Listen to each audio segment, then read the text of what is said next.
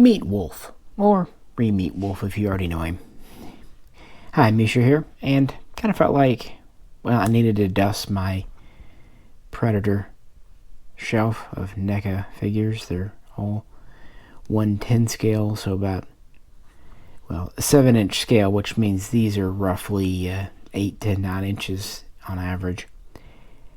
And this isn't going to be a really deep dive to the in-universe history and lore. More talking about the NECA figures, their history, and yeah, there's going to be some tongue-in-cheek stuff here, pretty informal. Just hanging out, kind of giving an overview of my NECA Predator collection. I do not have all of them, not even close, because they've released almost 150 now. However, there's only a few different molds and body types, and most are repaints or retools. And I'd have some if they interested me. I mostly wanted to get all the ones from the films. And the reason we're starting with old Wolfie here, named after Winston Wolfe from Reservoir Dogs, because, well, he was a cleaner. This guy was a cleaner. Although, I think we should name him Mike instead. That would have been a better name. Breaking Bad. Good stuff. But yeah, this is where NECA began. This was their first Predator. Although he wasn't in the first series. He's actually series 2. Let's discuss. I'm not going to bother with the spinny thingy this time. But anyway, the first company to really do the larger scale Predators was McFarlane. Now, we did have the Kenner ones from the 90s, which were more of a 5-inch-ish, 5.5-inch-ish scale. But McFarlane, around 2003, did some Predators, including from AVP and Predator 2. First, it was part of their movie Maniac series, but then by 2004, McFarlane gave them their own line. They even did some 12-inch versions. NECA, though, the National Entertainment Collectors Association, really didn't get into figures of any kind until 2001, 2002, and they would start a brand under the Real Toys label. The company had been around since the mid-90s, but they did other things for a while. And some of the talent from McFarlane would move over to NECA. And so you do see a little bit of cross thing. Now, think about McFarlane 20 years ago. Their figures were considered highly articulated for the type and day. Keep in mind, when I was a kid, 5 POA was kind of the norm, and G.I. Joes, the 3 3/4, were actually considered highly articulated. And even today, I don't think they're horrible. But if you look at the 90s, a lot of times sculpt was more important than articulation, which is frankly an attitude I still have. If having super articulation means you're going to really, really break up the sculpt with cuts and joints, don't do it. And that seems to be kind of what NECA thought here, because looking at the wolf, well, he has some movement here, but critically, he doesn't have really much going on in the waist department. Just kind of that movement here. Got some joints in the knees, some rotation in the feetses, and oops, I just popped off my cleaning pack. It's pegs in the back here. It's so big, I always put my finger on it. And really, the arms are, there's not much. I don't think there's even an elbow joint in this one. He just has kind of rotation and in and out. And then he has some hand. But yeah, critically, the elbow doesn't really do much. But for the day and time, for this size and scale, yeah. So where did NECA get started? Well, in 2007, the new AVP Requiem film came out. I'll get that in a minute. That's my cleaner kit. It stays fine on the shelf, but just when you're handling it, they tend to walk around on you. Anyway, and to go with it, NECA ended up with the license to do figures. And their first series would have the Alien and the Pred-Alien hybrid. And then 2008, the second series would feature old Wolfie here. First, this version with the mask. And he does have retracting blades. We'll see NECA do this or an alternative style on and off, just kind of depending on the figures. They're okay. Just be gentle with them. They come out for quite far, farther than the old McFarlane anyway. But they're just kind of friction fit. They do splay out if you want. But yeah, kind of neat. He comes with a combi stick, pretty iconic Predator weapon. Really, that was meant to be even in the original 1987 film, but was featured in the sequel quite prominently. He's got his caster here. Sorry, camera. He's got his caster here, which does have articulation. It's mounted here, has a peg. He's got a Medicomp backpack here that does also unplug if you want. I do like how the caster plugs in the back. You can also pull it off and use it as a hand plasma caster like he does in the film. And yeah, he's got the big hole in his back, which is where his cleaner's kit comes in. This is probably the most interesting accessory that comes with this version. It was actually one of the reasons I wanted this, because he uses it to kind of clean up the alien outbreak.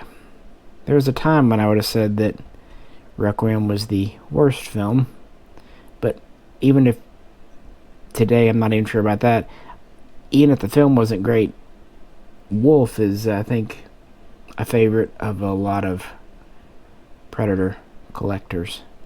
He was kind of meant to be a middle-aged Predator, seasoned and smart, but maybe not quite as fast, not quite as quick on the draw as he once was, but he makes up to it with just his knowledge. And we see a little bit of the Yacha, presumably homeworld, in that film when he's kind of gearing up. He's kind of the John Wick. He reminds me of the just 2 days from retirement type guy. And he kills humans and aliens and a hybrid alike. But yeah, this was the first release, and they did it in a couple of versions over the years, including a battle damage version, but this is the first one with the mask and the single caster. Articulation is honestly maybe not as bad as it's made out to be. It wasn't really that bad for 2008, considering this was one of the first action figures really marketed specifically towards adults, because NECA started selling these in video stores and gaming stores more than like Toys R Us. The old Kenners were mostly sold in true toy stores. He comes with a reasonable number of accessories. Again, the backpack and the Medicomp are removable, combi stick, expendable blades, and removable caster that can be used as a pistol. Not really that bad. He's a relatively recent pickup of mine. I got him maybe a year and a half ago, and I lucked into this guy. I wasn't really buying these back in 2008. Fox was, but I wasn't. I was actually in Russia then.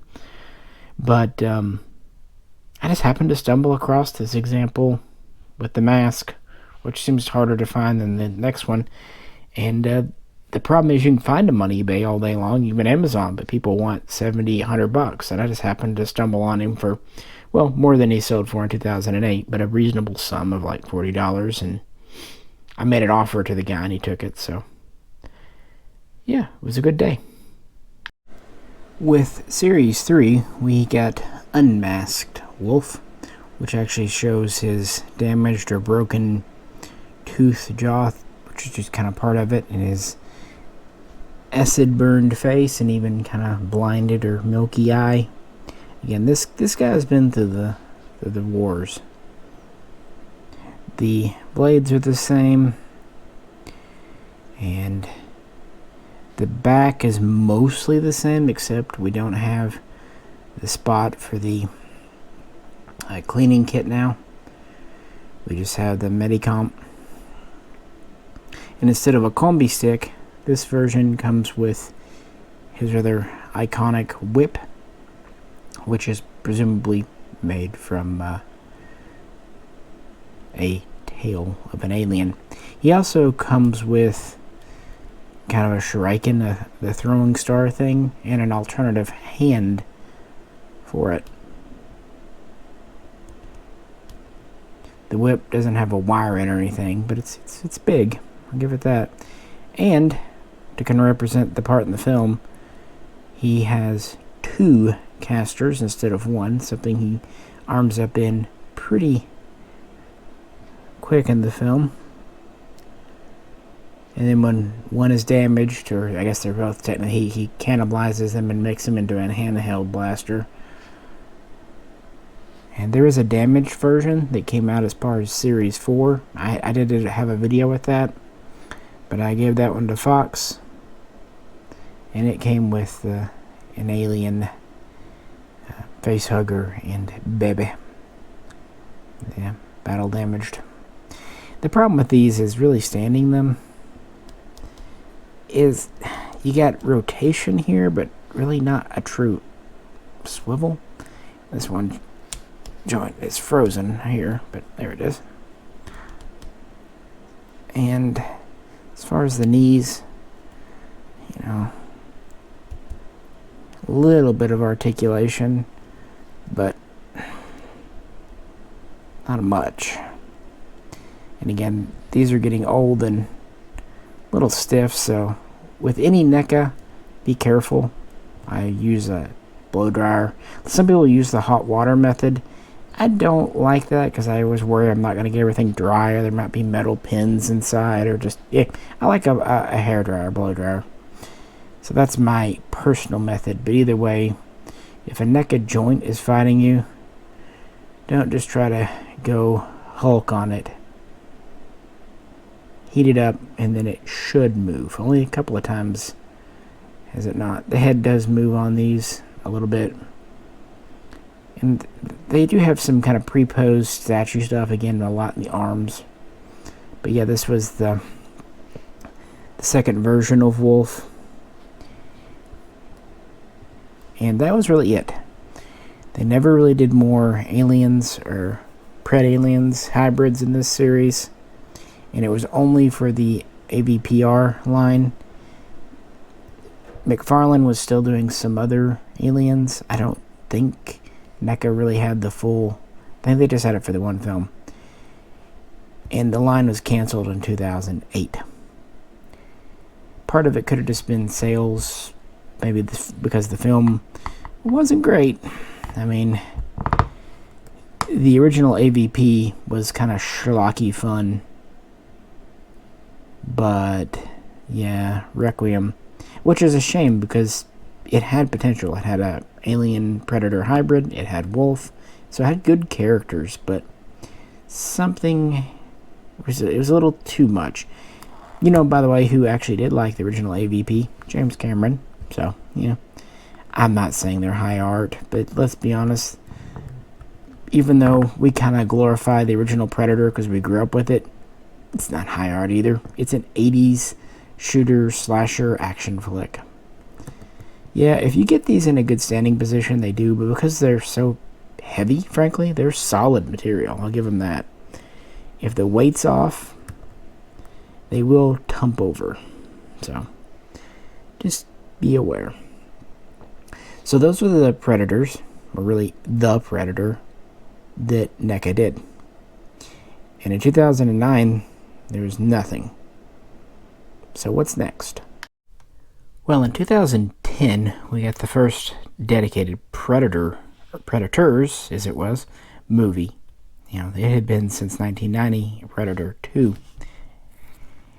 And NECA would get the license. And this is actually pretty cool because of this character here. the so-called classic Predator or the crucified Predator. And even though I don't know that NECA's license gave them access to the original 87 film or even 90 film, because this guy was meant to be an homage to the original Predator and he was in the 2010 film, they could make him. And they did. He was early on. They did a masked version, damaged masked version, and this is an unmasked version. Really wasn't looking to get him because I had the Jungle Hunter, but I found him for a good price. Why not? Even though a lot of the 2010 figures are pretty hard to find now. Some of them are downright rare. This one, because he's very similar to the Jungle Hunter, not so bad. Now, he is a little different in a few details and things. But this was the first time NECA gave a crack at the original design. So we see the classic style shoulder cannon, fully articulated. This backpack is removable, which is good because this is the only accessory he gets. One thing we're going to see with this line, the 2010, there are more characters, there are more molds, virtually no accessories. Not that the wolvies were super duper loaded down with accessories, but towards the end the battle damage versions did come with a good number of things, including that spare hand. I think part of it was the economy in 2010, 2011.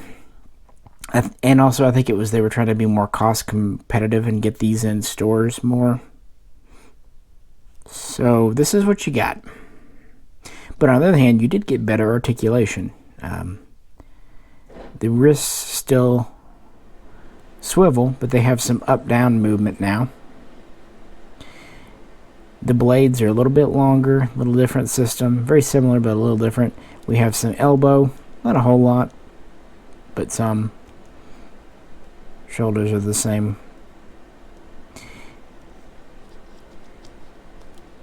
Our leg, though, this is a solid piece. There's no front and back.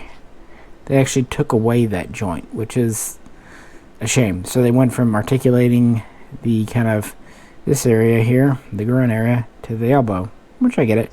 Still swivels, still have a movable knee. A little smooth on this one. One thing I do like, and one thing that Wolf was really missing and that makes him hard to stand, that's why he's facing the wall right now, because this table is slightly inclined forward, which makes videoing easier. It also makes standing things that are precarious harder. But their feet just swiveled. His still does, but he finally has some rock, which is great for balancing him out. He stands a lot better, although, again, the groin thing. There is, I was going to say there's really not any, this is solid here, this whole piece. I was seeing if there's any, and he's kind of canted off to the side so you can have him in a fighting pose. He's, in the film, a member of the Jungle Hunter clan. Some sources say he is the leader at the time after, well, Arnold took care of the previous leader. Others just say, no, he's just a blooded, sort of seasoned member of the tribe. So he's still got some statuesque features, pose features, like he's getting hit, knocked back here, but it's kind of what he does in the film. He endures in the film. And he is considered a standard traditional predator. He has the computer on his side. He's got this hose. This does articulate here, but I don't bend it much because I'm worried about pulling that hose, so I don't. He's got a pretty cool splayed hand. Unlike a lot of newer action figures, this is a very hard plastic, almost a glossy feel to it. So no real give. But again, he was meant to be in more of a fighting thing, so kind of a fending off hand. To be fair, even though he was beat up and outnumbered, he put up a damn good fight in the film. The film had its flaws, but if we're being 100% honest, so did the originals. I think it was worthy as far as that goes. And I think the classic here, again, it was really cool of NECA to find a way to give it, because this is obviously the Predator style that everyone wanted. The only problem here is, again, no accessories, and this is before they were doing interchangeable parts, different heads. They were just as they are. Now, again, if you wanted a different head, you bought a different figure. I'm saying, again, the rockers are nice to have to get him to stand. He stands pretty solid. So that's the classic. But what about the so-called Super Predators? Well, we would get them all, although it would take a couple of years. Meet Super Black Predator. Said to be the leader of the Super Predator clan. Also said to have been a bit of a predator prodigy. That doesn't mean he excelled at math, that means he excelled at killing things. In fact, he killed his first xenomorph at a young age, becoming quite a young, if not the youngest, young blood. And he would have had a very quick rise in his original clan, except his ego, he went out and started his own plan. These predators felt themselves bigger, better, stronger. They also did not adhere to the honor code. The classic predator, the jungle hunter, pretty much was a traditional Yautja. These guys didn't. All the rules we've talked about and you know about, they didn't obey. So this guy is the standard version. If he's got a little wear on him, he may or may not. I don't know. I got him used. I was happy to find him. Interestingly, he does have articulation at the hip there. I don't know if my classic Predator joint is just frozen or if that one doesn't. I'm not going to force it. Doesn't really matter. But just thought I'd share that there. Interesting. He doesn't have rocker ankles. Yeah, his rotation's way up here. That is different, yeah. His rotation's way up on his boot as opposed to his feet like the other one. And therefore he doesn't really have any rocker to speak of.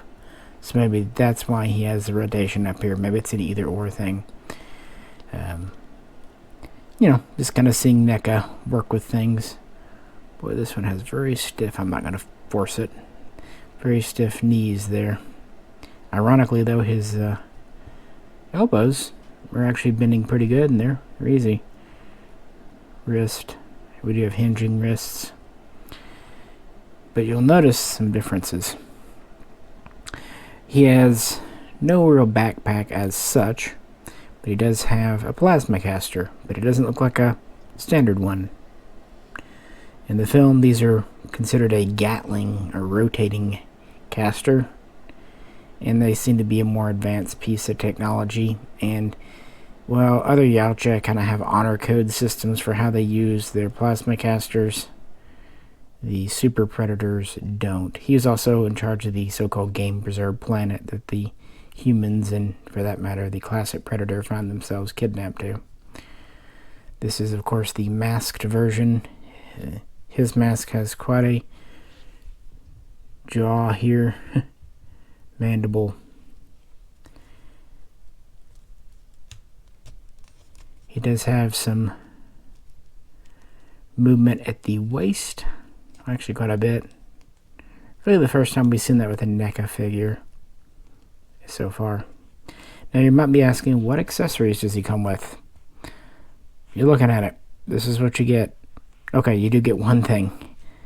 Instead of having a double wrist blade, the Super Predators have what they call scimitar blades, which are extendable.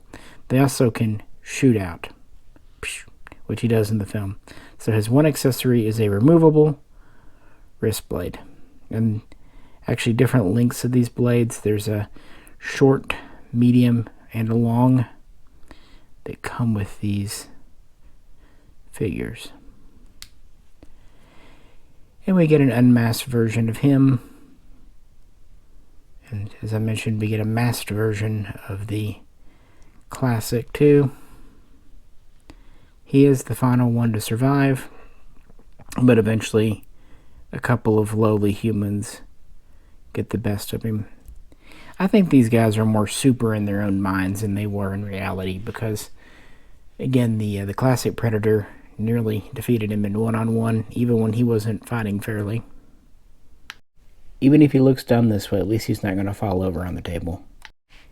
Here's an alternative version of Berserker. Do you see him? Yeah, the cloaked version. When I was getting into these a couple years ago, you could still find these brand new at stores. I guess it was probably the final version. A lot of people didn't want these. It's kind of neat. They did do a cloaked version of Wolf too. The material used is kind of an interesting feel. Almost sticky. But he is articulated. And he has the... Whoop, I think his blade fell out over here. One sec, let me grab his blade. This one sits in pretty loose. Here it is. This is actually from a different figure, but I put it on him. Again, they are interchangeable. This is the extended length scimitar single blade. I don't know how it goes from that to all the way in, but alien tech, guys, alien tech. But yeah, we actually see these being used as swords, hence the name. So I guess that's one benefit over the double-bladed version. Yeah, I got him before I found the uncloaked version, because I definitely wanted to get a Berserker. He's neat, but yeah. Does he have any rotation? Yeah, he doesn't. He doesn't have much front to back, but he's got side to side. Yeah, pretty well the standard rotation, and he does have his mask on. So I don't have an unmasked version of Berserker, but you know, take what you can get. Next up, I guess maybe number 2 in the Super Clan is Tracker Predator here. I was messing with him. He does have rotation, but there's not really front to back to speak of. Oh well. And this one has the medium length blade. And he has a similar but different pattern caster. This is a little smaller, sleeker than Berserkers, but maybe that's just me. These don't move up and down on a track, but his doesn't want to rotate side, it just wants to move up and down. I bet it does, but I'm not going to force it because he's a pretty uncommon figure. No backpack again. And this is where their lack of accessories really shows. Notice the horns on his face. Well, he's the dog hunter using hellhounds or predator hounds. He uses 6 or 8 in the film to flush out prey. That's his thing. It's not really allowed with the standard rules of engagement that the Yautja adhere to, but he doesn't care. Kind of the super predator thing. That's why these are all kind of considered bad bloods.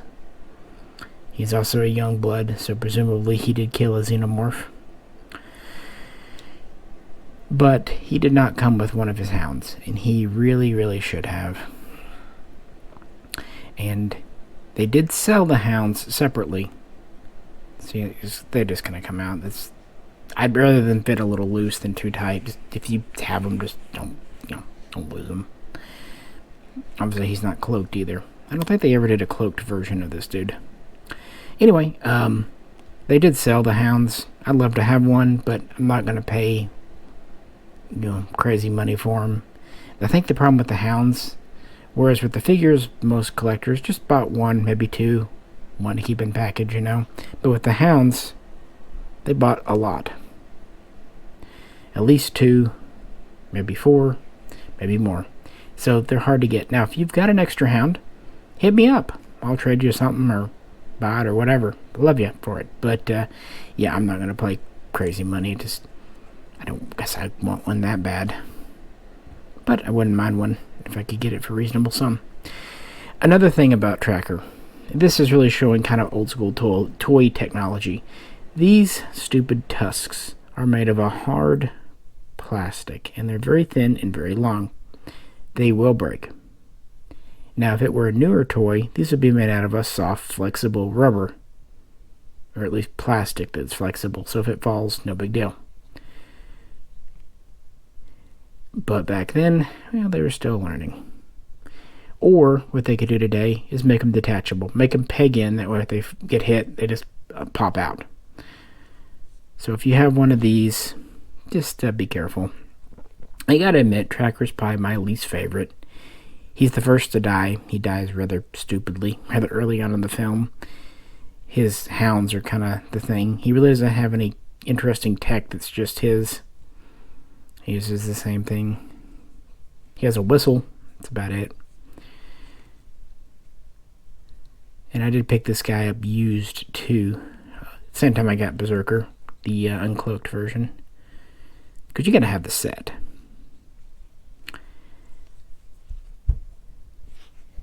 He's about the same size, maybe just an inch or two shorter than the Berserker. But, well, our next one is my favorite. Falconer. And not just any Falconer, but the semi-cloaked or partially cloaked version, which was, I guess, version 2. The first version was just, standard. This is one of the few times when the cloaked version is actually a desirable one. Yeah, he doesn't have that kind of front-back rotation like the Berserker either. Looks like he should, but I'm not going to force it. It's not really my way. Anyway, Falconer. Those who know exactly why this is the desirable one. And he was late in the series. He came a little later. He actually has a little bit of rock to his feet, too. Anyway, because he actually came with some accessories. Now notice there's no shoulder cannon. He has the wrist blade. This is actually the one I stole the long blade from for Berserker and gave Berserker short blade to Falconer here. I thought it was more fitting, even though we do actually see him using a sword in the film. But what really sells it is, well, he's a Falconer, his falcon here, mechanical as it were. For whatever reason, the original version did not come with this. I don't know why. Not only is it a falcon, these blades on it are removable.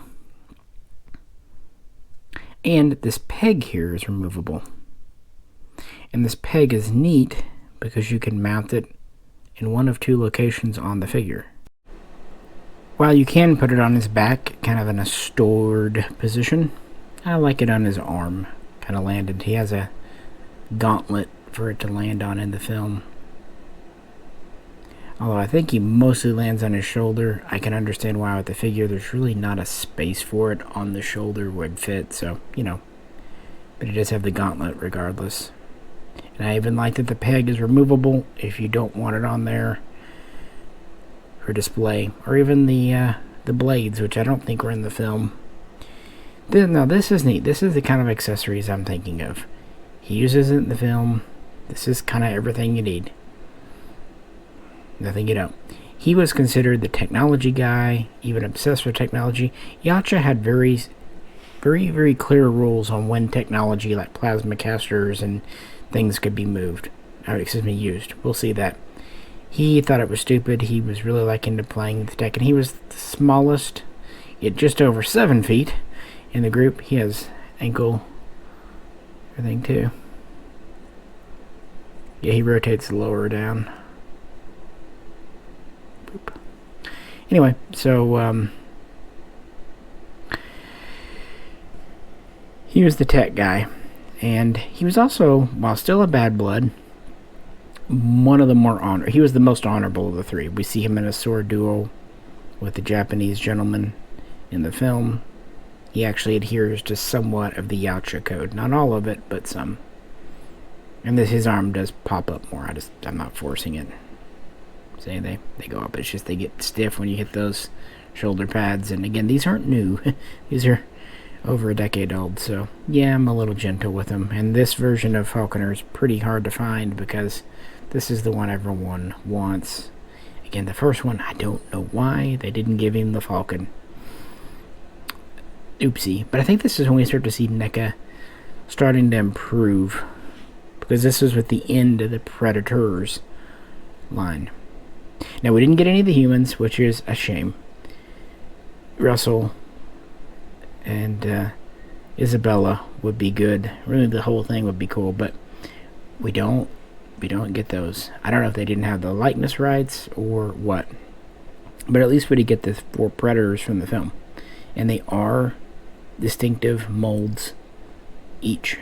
So even though they're light on accessories, I think part of that was they needed the extra money for tooling up new sculpts, and then we get cloaked and semi-cloaked and uncloaked, masked and unmasked. But again, it's kind of silly that if you want a masked and an unmasked version, you have to buy 2 separate figures. Wouldn't it be smarter to have swappable heads? Well, we're a ways off from that as we round out 2012. But the articulation, while it's not great, is improving a little bit with these, for the most part. So, what's next? We don't have another Predator film or an Alien versus Predator film coming out. In fact, we won't until 2018. But this is actually the heyday of NECA in the 2010s. And they actually kind of go back in time. I don't know if they just got the license rights or if they just had time to make them. But they would change things up with a whole new body mold, new sculpt, and go to a new old film. In 2015, NECA releases the first wave of figures from the original 2004 Alien vs. Predator. And this really does mark a change. And I would really consider this Generation 2. Going back to 2008 to about 2012, that's Generation 1 to 1.5, covering Requiem and the Predators film. Not bad, but I don't know, limited, not a lot of accessories. The feeling changes. We have an all new body mold. And this is where the ultimate concept really would get started. Although these weren't ultimates, not yet, but we're getting close because of a bit of a gimmick they had going on that we'll discuss. And this is all of the wave. I believe it was wave 14. Maybe I'm wrong. I don't know. I never really kept up with the numbers. But here we have the 3 brothers Grimm. Okay, the 3 brothers from the so-called isolated clan. Choppa. No, not the astromech. Scar, the little brother. And Celtic, the leader, the oldest brother. The isolated clan was said to be from a northern, or at least an Arctic region of Yacha Prime. They had generally bigger bodies, more clothing, and were just more adapted to cold, which explains why their ceremonial hunting grounds, blooding areas, were in Antarctica on Earth, and they would go roughly every 100 years. Keep in mind the Yacha live longer than humans. Well, that is until they get themselves killed, which happens in every film, sadly. But generally speaking, every 100 years would be more like every 20 years our time. And that's the idea. They have to kill a xenomorph to become blooded. The whole AVP thing started with a comic way back in 1989, and that's actually where this bulky body comes from. In reality, it's a comic book body. When they actually did Requiem with Wolf, they wanted to return to more of a traditional 1987 Predator body. And so even when they did the Super Predators and Predators, they still kept a pretty slim yet tall body. These are still the same height, between 7 and 8 foot. But yeah, they're thicker. Part of it is their armor and clothing. Part of it is just the design aesthetic of AVP. Some loved it, some hated it. But I will tell you, it made for a badass action figure. And really for the first time, you see NECA really talking about points of articulation. I believe they started advertising over 20, even up to over 30 at this point. And they had a couple of other new gimmicks. And let's start with maybe my most and least favorite, Choppa. You can probably tell right away this guy just has more stuff. And he also comes with a shuriken, the little disc with the spikes, they all do. He has a removable backpack with plasma caster. He also has these unique skulls, which are on stabby things. They're basically spears. But they're not ceremonial. No, they're meant to be used. They're meant to be tossed. That's because he was kind of the local nerd when it came to Earth. He found humans interesting, intriguing. He studied them. Not because he loved us. He just liked our self-destructive nature. Being the middle brother, he suffered from middle child syndrome. He was always really looking up to Celtic, wanting to jump out and please him. He was a skilled swordsman. He used an alternative version of a scimitar. We already talked about the one that the supers used. Well, he has double, very large sabers. These can retract in the film, but only so far, limiting his articulation a bit in the film, in real life too. And NECA does give two different lengths of these. This is the extended one. Notice he still has the more traditional blades. These are the retracted versions. Oh yeah, his right hand there's got 3 blades on it. We also have a knife sheathed here. We'll talk about that more in a minute.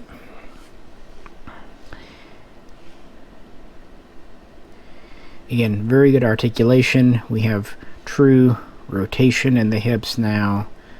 Really good joint movement. Good rocker movement now. He's got sandals.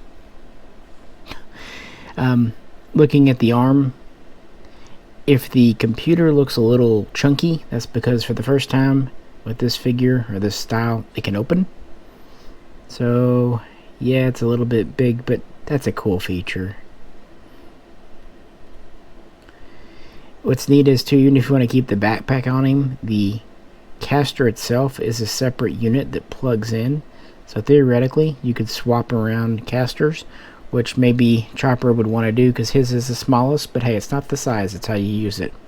Actually, using it, he didn't get one in the film. He was supposed to. That was the whole point of going to the pyramid. Oh, by the way, his mask, he's sometimes called the Gill Predator. He's got a single visor. Kind of unique sculpt. And he actually wears the least body armor plating.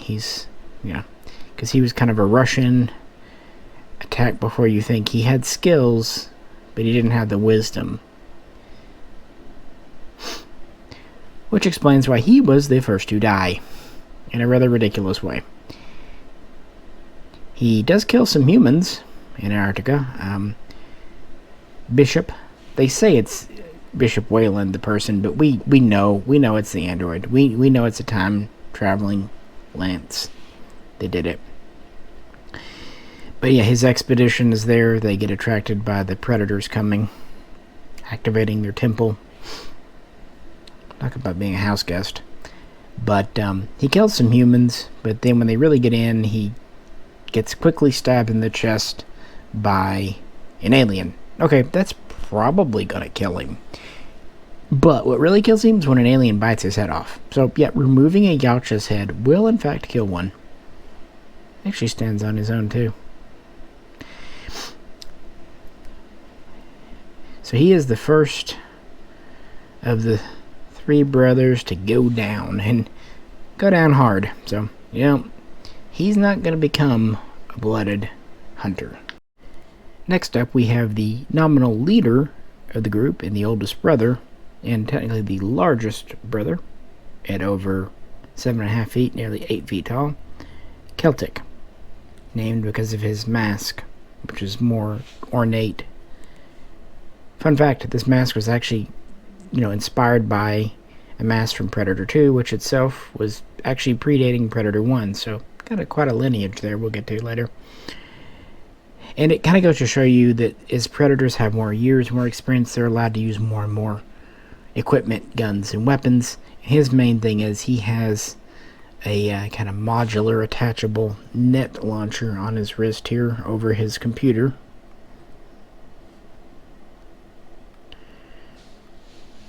And here's his caster, again, modular, kind of a unique shape to it. He doesn't have the spears like Chopper, but he does have a connecting point for a combi stick on his back. And he has the medium wrist blades. Now, in the film, he kills some humans. We see him as he's kind of the alpha Chad of the group. He's a good leader, but still a little hot-headed, a little full of himself, but he loves his brothers, he cares. Thing is, if he'd lived, he probably would have matured into a pretty good clan elder or even clan leader.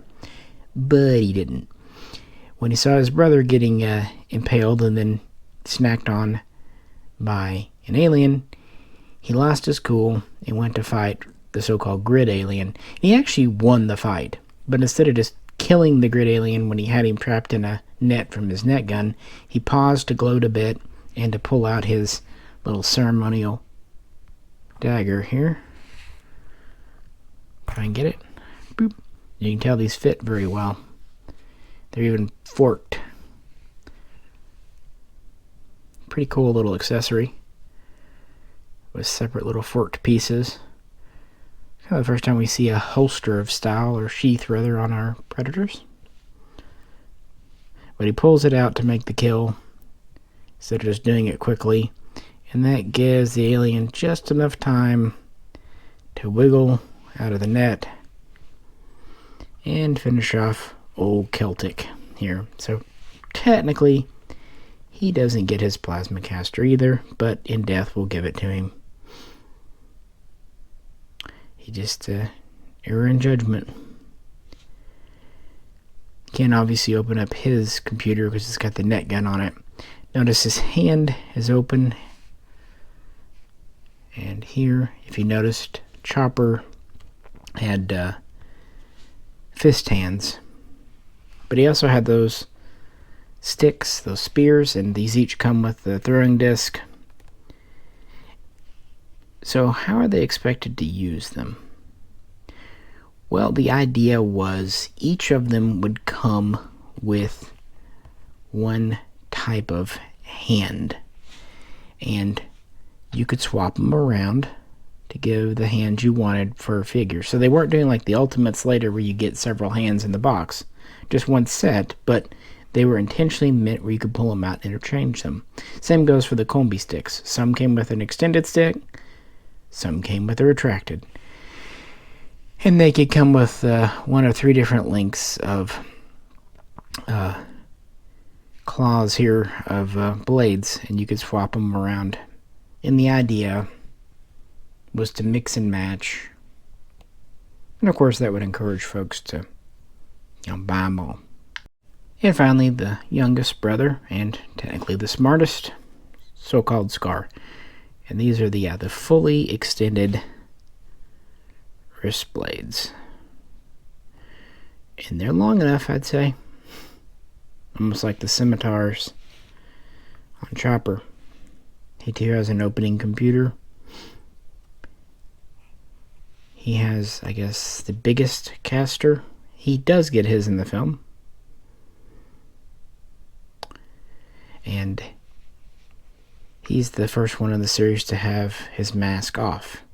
Now, unfortunately, they didn't come with interchangeable heads. They would do a later version of Scar with the mask on, but this is the first version. The problem is, in the film, even though he does kill Xenomorph and does become blooded, he takes his mask off to anoint himself with the acid blood, and while doing so and kind of celebrating, as my notes say, a facehugger jumped on his face and made love to his face hole, and then he passes out. So yeah, he's impregnated now. Now we don't know if Yautjas have the technology to remove an alien embryo. We would think so, but who knows. So the rest of the film, he doesn't have a mask on. It's a whole thing. He teams up with Lex. It's possible they made love. I don't know what a Yautja and a human making love would look like, but I'm kidding, but maybe not. I don't know. No, they didn't. But they team up and they actually destroy the hive. He uses his computer. And he's quite injured, but he makes it to the surface, and then he battles the alien queen and actually defeats her. But she's a sore loser, so she decides to stab him in the chest and take him down with her. This isn't cool. This is when it's like, does a Predator always have to die on the films? Every time? Scar should have lived. To kind of show the whole blooding process where one or two die, but one makes it. Of course, you could argue that the reason this hunt was screwed up was the humans intervening, but still. This was Scar, and the essentially hero of the film. Probably not the rarest figure. For some reason, it seems like Chopper is maybe the rarest. He comes with some cool accessories too. But this is the first time we see this new, really flexible body. We have interchangeable hands. Yeah, they played with it a bit with one of the wolves, but we're doing it here. And just really posable bodies. And each of these has different armor layouts, if you notice. Scar has the most clothing and armor. Chopper had the least, and Celtic was kind of in the middle. He's also the shortest, for what that matters. And again, they each came with the Shuriken disc, and some of them came with the extended combi stick, some came with the retracted, but they all had the clip in the back to hold it. So yeah, they all had the sheathed ceremonial dagger, which yes, both Celtic and Scar did use, one more successful than the other, and they all have sandals. So yeah, the three unblooded of the isolated clan tribe, what do you want to call it? I think this is a cool set. And AVP's fine. It's schlocky B-film entertainment. Now, they never did do a Lex figure, and they really should have, because in the film, Scar makes her a shield and like a spear. That would have been cool accessories for her. They really should have made a Lex, because she survived, and she was actually honored at the end. But they did make other Predators from the film. Quite a few more, actually. Let's go from the first AVP wave to one of the figures from the last one, at least the last one to feature from that wave, or series 17. Actually, 18 would be the last numbered series or wave anyway. The so-called Ancient Yautja, or Elder, will meet other Yelders. There we go. That's what we're calling them now. Yautja Elders are now Yelders. In this video, we'll meet others, but this is the one from the isolated tribe. He was essentially overseeing the three brothers' trial and leads their clan, and he recognized the potential in Scar. He also recognized that Celtic could have become a good leader, but needed to overcome some issues. It's not really said what he thought about Chopper, which is really enough. And since I just knocked it off with my finger, usually it stays on pretty good, but I had it off earlier. One neat thing about the Elder here is a removable mask. So we're not to the point where we're doing alternative heads yet, but we can take his mask off, which I really wish was possible with at least Scar. I get why they may not want to have done that with Celtic or Chopper, because I don't think we ever see them without their masks, do we? I mean, I definitely don't, because they don't see anyone without their masks, but yeah. But I think it's neat that this one does have a removable mask, kind of ornate, showing his age and wisdom. In Yautja society, an elder can be 1,000 years old, although many don't make it there because they die in combat. He's neat. This is another one I did buy used, which always makes me super nervous, but I couldn't find him new for a good price. The last three we looked at were all I did pick up new. So he's got a unique combi stick, a little more ornate, and this is actually the one he gives to Lex at the end of the film, because what happens after Scar gets impaled by the alien, the mothership that he and his servants and friends are hanging out on, waiting for see what happens, uncloaks. He comes out, and a little bit like the end of Predator 2, he honors Lex as a lawyer by giving her his combi stick here, just like in 1990 Mike was given the old pistol. He has two very short, fully retracted wrist blades, although you can put whatever size you want in if you want to have an old man fighting. He has the opening computer. He has kind of the graying hair, which isn't hair. These are often nicknamed dreads, but they're more like sensory organs or tails. They're definitely not hair. But of course, his most interesting thing is he has this cloak, this cape, which is very nice. It's very thick. It actually feels like a real piece of clothing. It doesn't feel thin or anything. Very silky, very almost like velvet. And it hangs really well because it's heavy. He does not have the sheath for the knife on his hip or shin or anywhere else, which is nice. He does not have a plasma caster. Sorry about that. Sometimes when the memory card starts getting full after I talk for a while. Anyway, he doesn't have the plasma caster, as I was saying, something we'll see with other Elder members. I like how this thing... This is a really well done figure. And this is kind of showing them really gaining confidence with this new Generation 2 body mold. Neat accessory.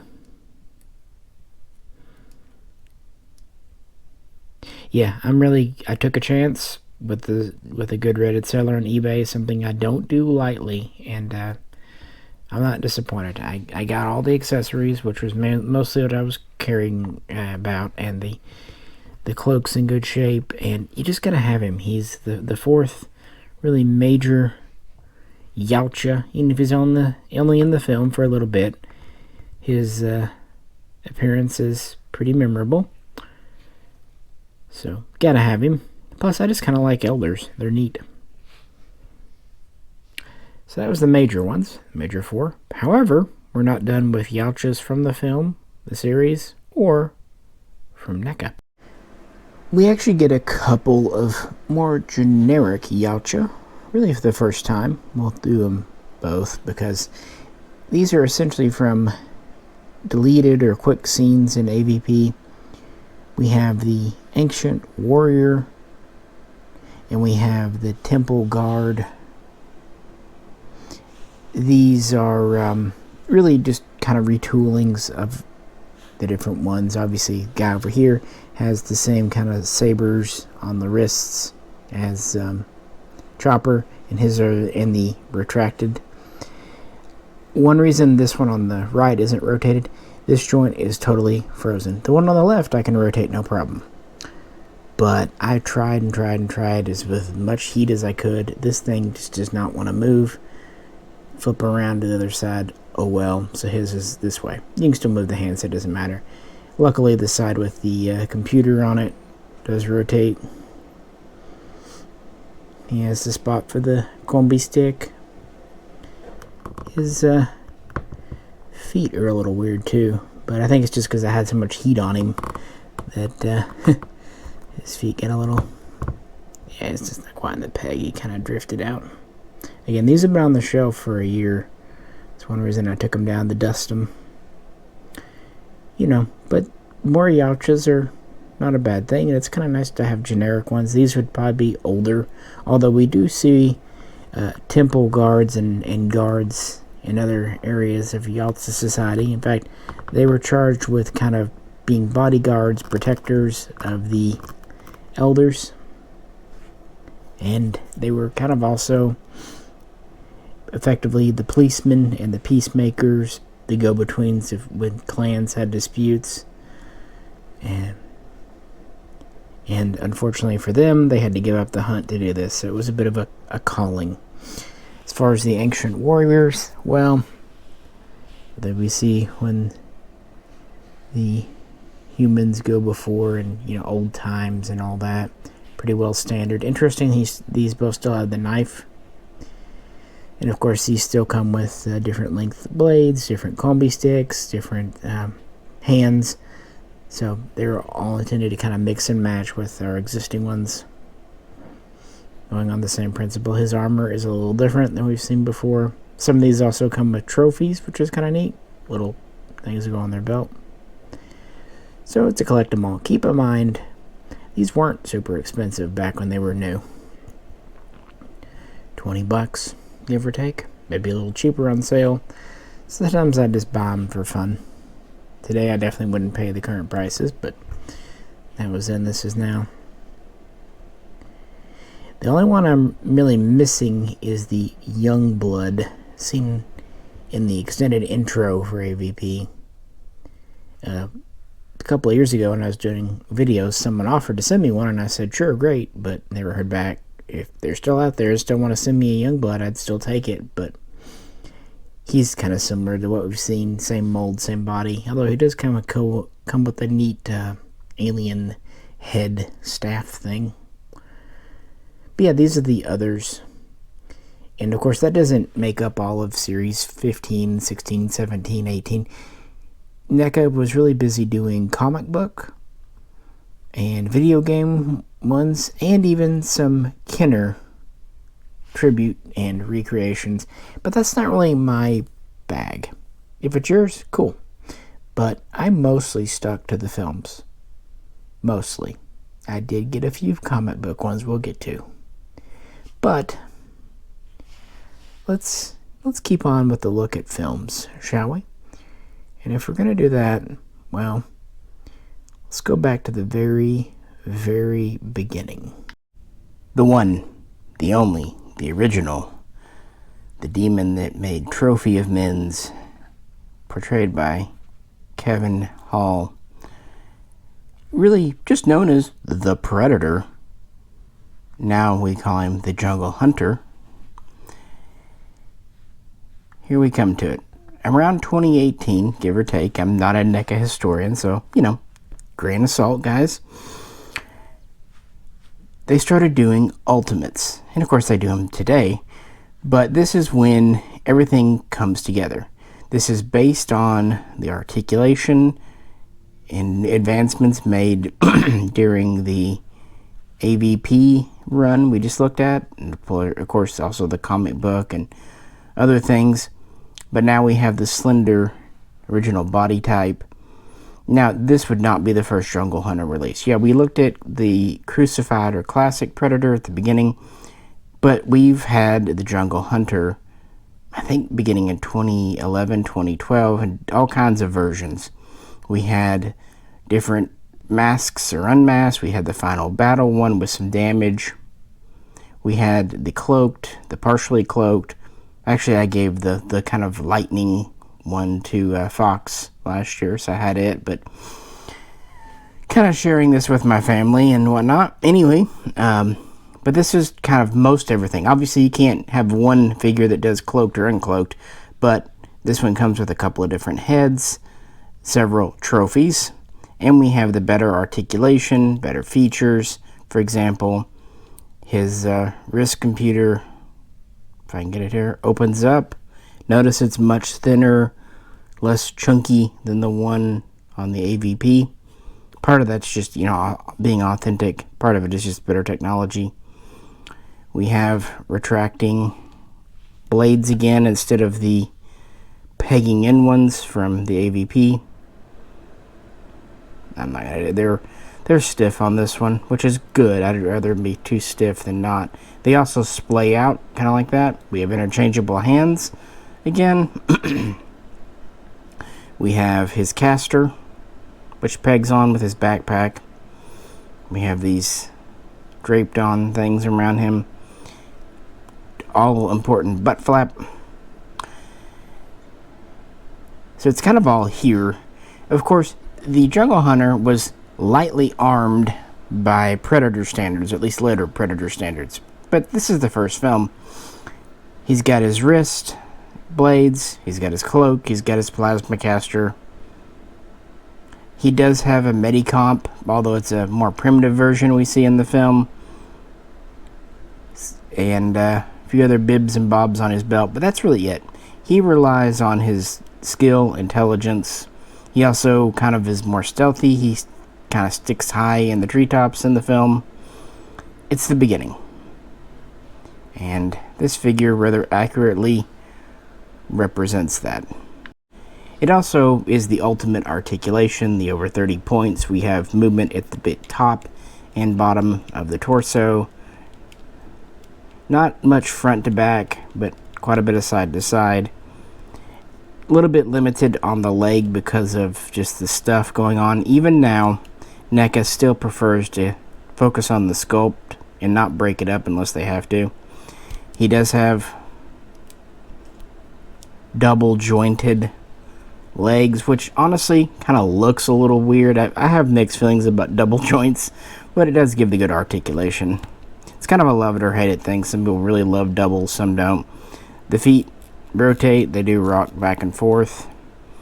And the arms actually have a lot of bend in them because, again, double joint.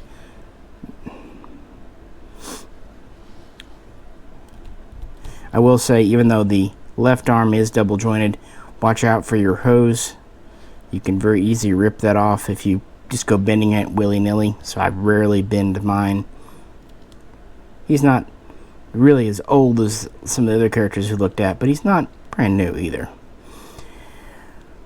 And they do come out, but again, and they rotate at the bicep. Mine is pretty stiff, and again, you have a lot of stuff it runs into, so T-posing isn't as easy. Ironically, the crucified one can do more of a T-pose, which makes sense because of his name. And the head has some typical rotation. And the plasma caster. Of course, if you want to have a final battle scene, you can take off the masked head, put on the unmasked, and this one actually comes with a few different kind of facial positions, mandibles open, closed, and you take off his plasma caster backpack, and then you have him ready to fight Dutch. And they did give us a Dutch pretty early on, and several guises and versions, literally from the beginning of the film, the briefing version, to the very final battle one. And the only other character we get from his team is Hawkins, which is ironically the very first one that the Jungle Hunter kills in the film. I don't know why we didn't get a Carl Weathers. I am very, very disappointed. By the way, R.I.P. Carl Weathers. Rather enjoyed that man. But, because they had the license for Rocky, NECA did, so they could make his head sculpt, unless there was something I'm missing. Maybe they didn't have the likeness rights to Apollo Creed? I don't know. I just found it odd. They did the briefing with the Arnie character. Just wanted a Carl Weathers, frankly. I mean, a Jesse Ventura would be neat. A Dolph Lundgren. But maybe they didn't have rights to those. That's kind of the part of it. So, yeah, of course, the Jungle Hunter had originally killed another Spec Ops team. I think it was Jim Hopper, the commander of that, and then wipes out Schaefer's team. So many memorable quotes. Again, the original Predator. We love it. We know it. We go up with it. But let's be honest with ourselves. Not high art. It was Hollywood entertainment. Kind of in an old Universal monster films vibe. That's okay. And several great one-liners. And Arnie lives. Yeah, we never see old Dutchie again. But we do get this guy. And yeah, he really is the ultimate. I can't really think. Maybe some more trophies would be cool. But other than that, they did release a trophy pack for the Predators. I don't have it. By the time I got into it, it was getting rather expensive. And I just didn't want to pay $40 for some skulls and things. So, sorry about that. I will say I'm glad I picked this guy up when I did. I still got him when they were normal ultimate prices. $25, $30. But today, dear lordy. And the jungle was always kind of hard to find in stock just because he's like the one you want. And at first I thought, well, I'll just get this guy. This was my gateway drug. Well, him and a couple others we'll get to. But you think you're just going to be stopping at one, but they're just like potato chips. You never do. You never stop at one. Because they're fun. They're cool. And from the beginning, you know, I wanted jungle, but I also knew I wanted... Okay, the original is a classic, but I'll be lying if I didn't say that I actually enjoyed Predator 2 just as much, but in a very different way, because it's a Predator film, but everything about it's different. Obviously, we have Danny Glover playing Mike Harrigan, the police officer, instead of Dutch Schaefer. That's a shame. Miss him, but oh well. And we have somewhat futuristic LA, 1997 urban environment, and we have a more urbanized Predator, and now still played by Kevin Hall. He's a little bit taller. The design's just a little bit taller, but more slender, more athletic, and he is armed to the teeth and seems to prefer kind of close-in melee weapons, and that's reflected here in the figure. This is the ultimate release of him. There were some prior City Hunters, as he's known. Not quite as many as Jungle, but he wasn't our first, but he was the first one I bought. My hip is stiff on this one. I haven't really rotated it. But, you know, it's all still here. Interestingly, his computer flips this way instead of the other way. That's just part of the film. No hose, so you can bend this a lot better. The caster is here, but it's smaller, and it's not directly attached to a backpack. And it's actually on a track where it can retract back. You kind of have to fiddle with it a bit. It squeezes in and expands out, so it doesn't flop around as much. But he doesn't use his caster a whole lot. Here is his Medicomp on his back. And here's his combi stick. Predator 2 is the first time we see this iconic Yautja weapon. It was actually designed for the first Predator, but never implemented. Kind of neat. As was a spear gun. Now, our Predator 2 City Hunter has a spear gun of sorts, but it's small. It's housed in his gauntlet. He also has a backup energy flechette pistol launcher thing. Probably just a limited shot thing, too, in the gauntlets. And the reason his hand is like a GoldenEye slapper is for this net gun that pegs into his leg there. And it just slips on, like in the film. Interestingly, this accessory, I think, really only appears with him.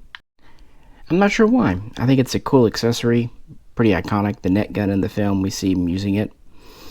Of course, he comes with interchangeable hands, so you're not stuck with that one hand. I just keep it on this figure because I like putting the net gun on him quite often.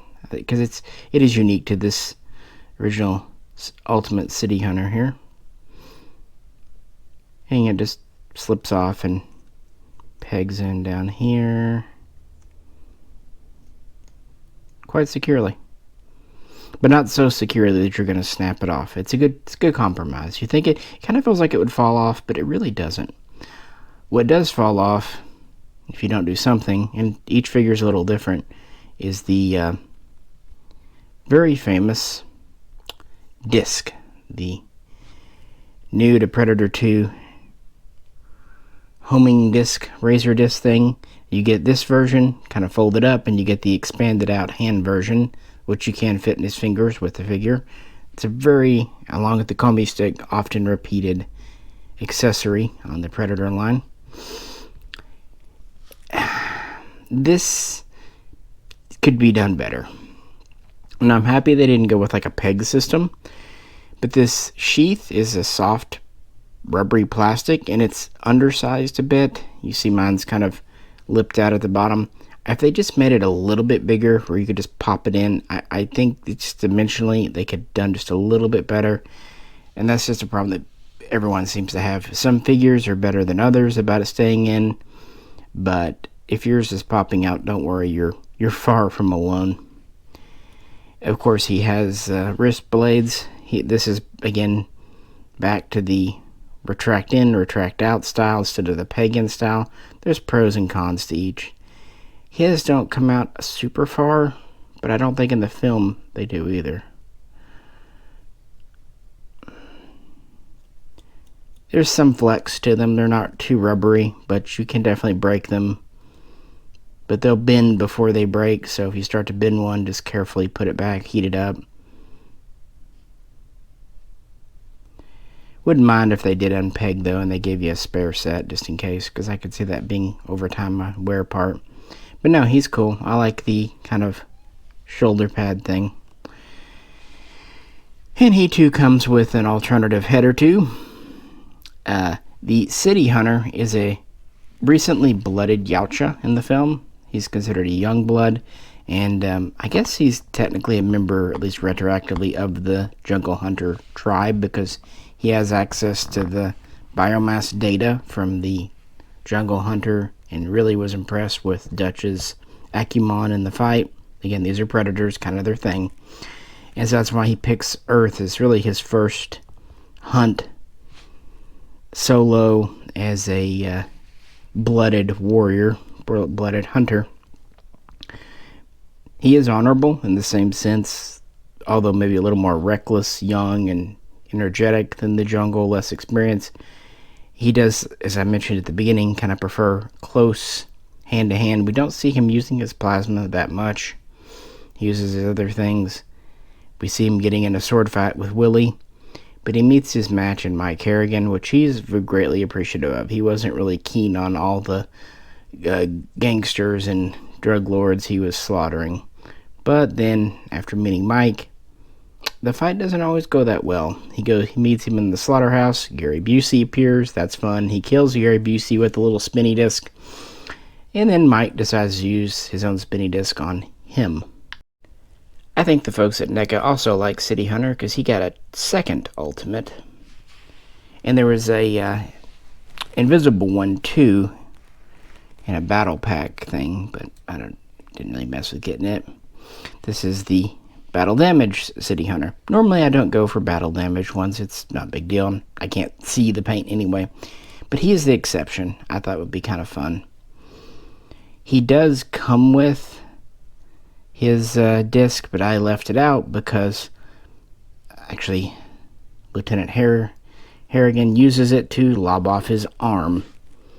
I think it's really neat that he comes with the removable arm. I think it is better than it could have been done, but it could have been done even better, because it just unpegs and it does leave a bit of a hole in the stubbing. I think having a whole separate piece to plug in, kind of like we saw with the Return of the Jedi Darth Vader, combi stick, would have been better instead of just unplugging it. This is more of a toy style. That one's more of a collector-friendly style, but yeah. I don't know, does he have hip rotation? Yeah, it does. It's higher up. It's not cut here. It's actually cut up there, and so a little more limited. This one's stiff. As I mentioned, NECA's you'll want to heat them if they don't move, and then they get a lot better. But sometimes I don't do it unless I need to. Yeah, it's double jointed. This one I picked up later. I've had him for a couple of years, but I picked him up after the first one. He's kind of tilty-wilty here a bit. Part of it was these have all been sitting on the shelf for a while, and they kind of start to favor one side or another, just leaning over time because of all the articulation. Articulation's good, but the more things can bend, the more they can bend. Oh yeah, he can really boop. There's this clip in the back. It's a little cheesy to hold the combi stick. It works though. You see they clip in and out. Because the combi stick has lots of patterning, you kind of clip it in. Here's his Medicomp. The reason I really wanted this figure is this particular head sculpt with the presumably life support mask. It's unique to this one. He does have other head sculpts too, but I think that's neat. It even has a hose that leads around to the back. You can put somewhere. Some people will modify the Medicomp and put it in there. I just kind of put it behind. You can actually use the clamp for the combi stick and kind of put it behind the combi stick, and that's usually what I do. But that's his air hose. I just think that's a neat accessory. Keep in mind, again, when I was buying these, they were, I think I actually got this guy on sale for not much over 20 bucks, and having this cool head sculpt and the removable arm. I think he even glows in the dark? Or maybe I'm misremembering. Tell me. Is he glowing? No. And there might be a different version. So he's cool. The only downside is we didn't get a Mike Harrigan. And maybe they didn't have rights to him, but oh well. It would have been cool to have him with his shotgun from the meat warehouse. Sorry, the slaughterhouse. Meat warehouse. There we go. At least you know what predators eat. I mean, are we surprised? I mean, really, are we surprised that they eat raw beef steak? But, oh well. A Gary Busey would have also been fun. Or maybe one of those team members. Those ALF team members in those suits. I mean, that wouldn't have required a... I wish they would do more humans in this line. I don't want a ton, but we need someone for the predators to slaughter. Even Willie. His first worthy victim. Oh well. But yeah, I like Battle Damage City Hunter. I got Fox one of these too. I don't know. This kind of completes the set and the look of this character. Kind of feels like if you have one, might as well get the other. And so those are the two predators kind of from the outset I knew I wanted. But then very quickly I realized there was a third that I just had to have. You knew he was coming. Greyback, also known as the Golden Angel. The elder, the leader of either the whole tribe or at least the clan. Even though he was only in the film for a couple of minutes at most, he's pretty famous. The elder of the City Hunters, as we know him today, tribe, or at least the elder of the Mission to Earth, leader of the Lost Tribe there, Greyback, or Golden Angel. Another ultimate. He had a few releases before. He's pretty famous for what he is. He was also played by Kevin Hall. Fun fact, once the City Hunter received his damage, he was played by a one-armed stuntman. What was it? Davis, I believe. I could have looked, but oh well. Kind of cool though, pre-CG high days. But yeah, this guy comes with an interesting plasma caster, kind of denoting his elder ancient status. It actually has the laser on the caster, not on the helmet. He comes with a total of 3 helmets, including one that is battery powered to make his eyes glow, or one that has his face revealed. Typical claws. He has the computer on the wrist, but it's damaged. That's just the thing. He's got a lot of trophies on him, including the good old-fashioned very famous musket pistol. You just kind of put it in his webbing somewhere. And he's got a sheathed sword. Fun fact, a sword was actually a concept for the original Predator, but never implemented. So from the very beginning, they thought about giving these guys swords, which kind of fits with the honorable kill thing. If the suit looks familiar, it's actually a modified version of the original Predator 1 suit. Even his mask was inspired by it too. Yeah, he's just a favorite. Articulation isn't quite as flexible as the City Hunters because there's more gobbledygook. He's got some old dog tags on him. He's got a U.S. 2nd Infantry Division patch, just showing he's been around, done that. Long dreads. And one reason I wanted to bring him out is I have a gift for Grayback here. Since he's been around the block, been around a while, I thought he would appreciate an old musket. This actually came in a weapons pack, McFarlane if it matters. But when I saw it, it just reminded me of the Golden Angel. So we'll give it to him. It's not accurate to the film, but it just seems appropriate. Gotta give it to someone, right? So you would think you'd be kind of happy there, but of course you know where this is going. You saw my first video. Once you get the leader of the Lost Tribe and you have its youngest member, the City Hunter, and then you realize they're doing ultimates of all the Lost Tribe, and the price isn't bad because they're just coming out, you end up wanting them all. Just to speed it up a little bit, even though we're not in a hurry. Actually, I am, but who cares? We'll do 2 at a time for the Lost Tribe. Now, these all appeared at the end of the film. Really, only Grayback had the speaking lines and did much. The rest just stood in the background. And because our main man, Kevin Hall, was in the main suit, Grayback, these were played by, I believe it was basketball players. And we have 2 here. Warrior and the Shaman. Warrior here is said to be, at least in later canon and beta canon, second in command. And besides Grayback, he is the tribe's enforcer and one of its heavy weapons experts. In fact, he's really an expert with bladed weapons. He trained in the blood arena, which is why he's got a flail on his back. The clip is really meant for his combi stick, of course, but his flail fits pretty good. He's got the choppy disc on his thing. He does have a plasma caster, but it's not his preferred weapon. Just there for a bit. He's pretty much a reuse of the City Hunter body, but he comes with a couple of unique weapons, and he has a unique, pretty cool mask with a very rough texture to it.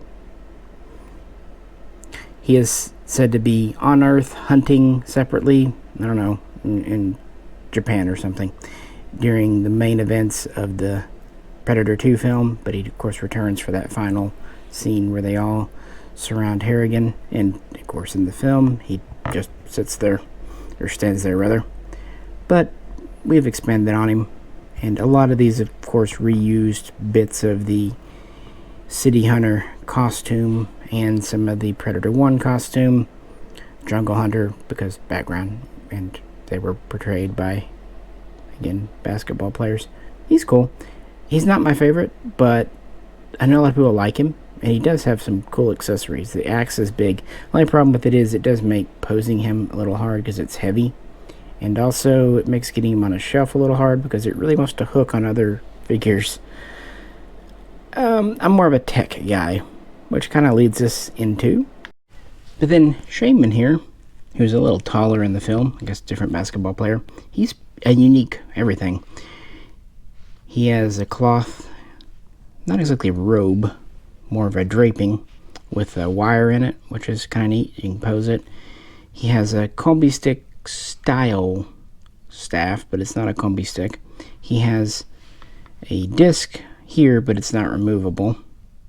he does come with another one.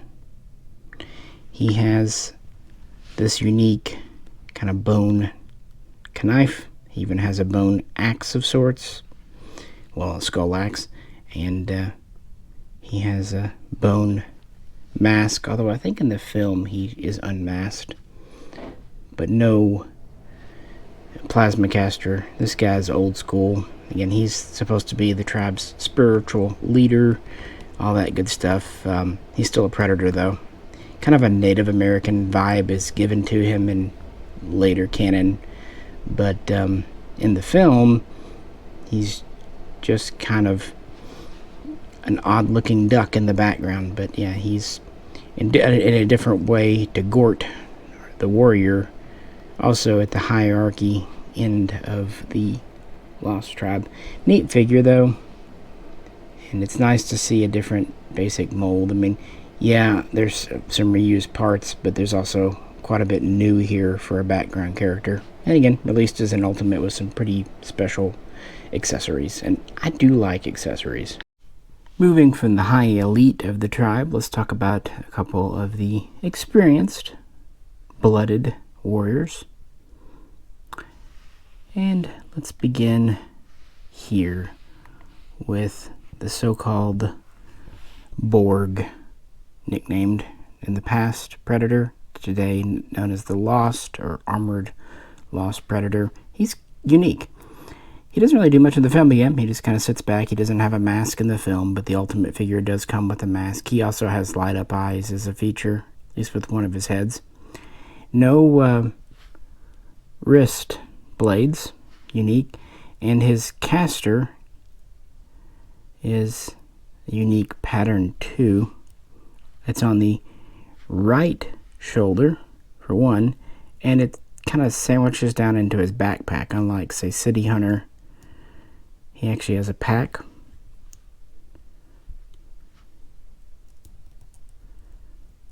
It folds in there quite good. No disc slot on his leg, but he does come with the shuriken, like the AVP ones, and there's folded up ones. He does, of course, have this big sword on his back, energy sword. So he's a pretty unique figure all around, and no computer as such on his thing, but he has more of a tech vibe. So interesting. He's almost like a samurai, like a, not steampunk, but I don't know, 80s style electric samurai. Cool figure. Beta canon and later things have done a lot with him, making him a bad blood and whatnot, but in the film he's just kind of there. He was actually the first of the Lost Tribe I picked up, somewhat just because I found him on sale, somewhat because I liked his description. I knew he was a unique sculpt. He doesn't come with a ton of accessories, but he's still pretty cool. Next up we have Guardian. He is in the film, doesn't really do much of anything. The one interesting thing, he recycles the original mask or helmet that was going to be used in the first film, but it wasn't. That was because they were concerned if they went to too much of an ornate mask, it might distract from the face reveal, so they went to the one we know and love. But it was used on Guardian here, or as he was originally sometimes known, Gort, named after the day the Earth stood still, the 50s film, the robot. Otherwise, he's pretty much a city hunter. Instead of a combi stick, I've got this kind of weapon on his back here, a sticky bomb, and that's what Beta Canon and later things have done. They've made him kind of a weapons guy, heavy weapons dude, including this thing on his arm. You don't have to put this big gun, even though it looks very organic, and that was one thing that surprised me about Predators once I started getting these and looking, seeing what the stuff, their technology is more organic than I expected. Didn't expect it to look high tech, but I was a little surprised it's what it is. So he comes with a couple of heavy gun type things just to give him some distinction, because otherwise he's literally a background character. But Sets the figure apart because otherwise he'd just be a kind of a repack of City Hunter here. That's kind of what we're seeing. Some of these are pretty much new molds. Some are essentially City Hunter molds, but with more unique accessories. And, you know, he's fine. Not my favorite if you can't tell, but the mask part is cool. And he comes with, you know, some pretty good configurations you can do. We really are keeping on with the something old, something new theme here, with two more just blooded hunters, warriors of the clan, Scout and Snake. Not Snake Plissken, unfortunately. Scout here, just like in the film, is essentially a reuse of the City Hunter costume, but he has the original Predator 1 mask. In the Ultimates, he comes unmasked, but in the film, he has it on. Now, again, he's just standing there in the film, background character. He's one of the shorter ones. They're only about 7 foot tall. Yeah, shorter. But NECA and others have made a backstory for him where he's from a remote, hostile island on Yautja Prime, and therefore his subspecies of Yautja specialize in kind of stealth, hiding, long-range kills, which is why he has an energy sniper rifle.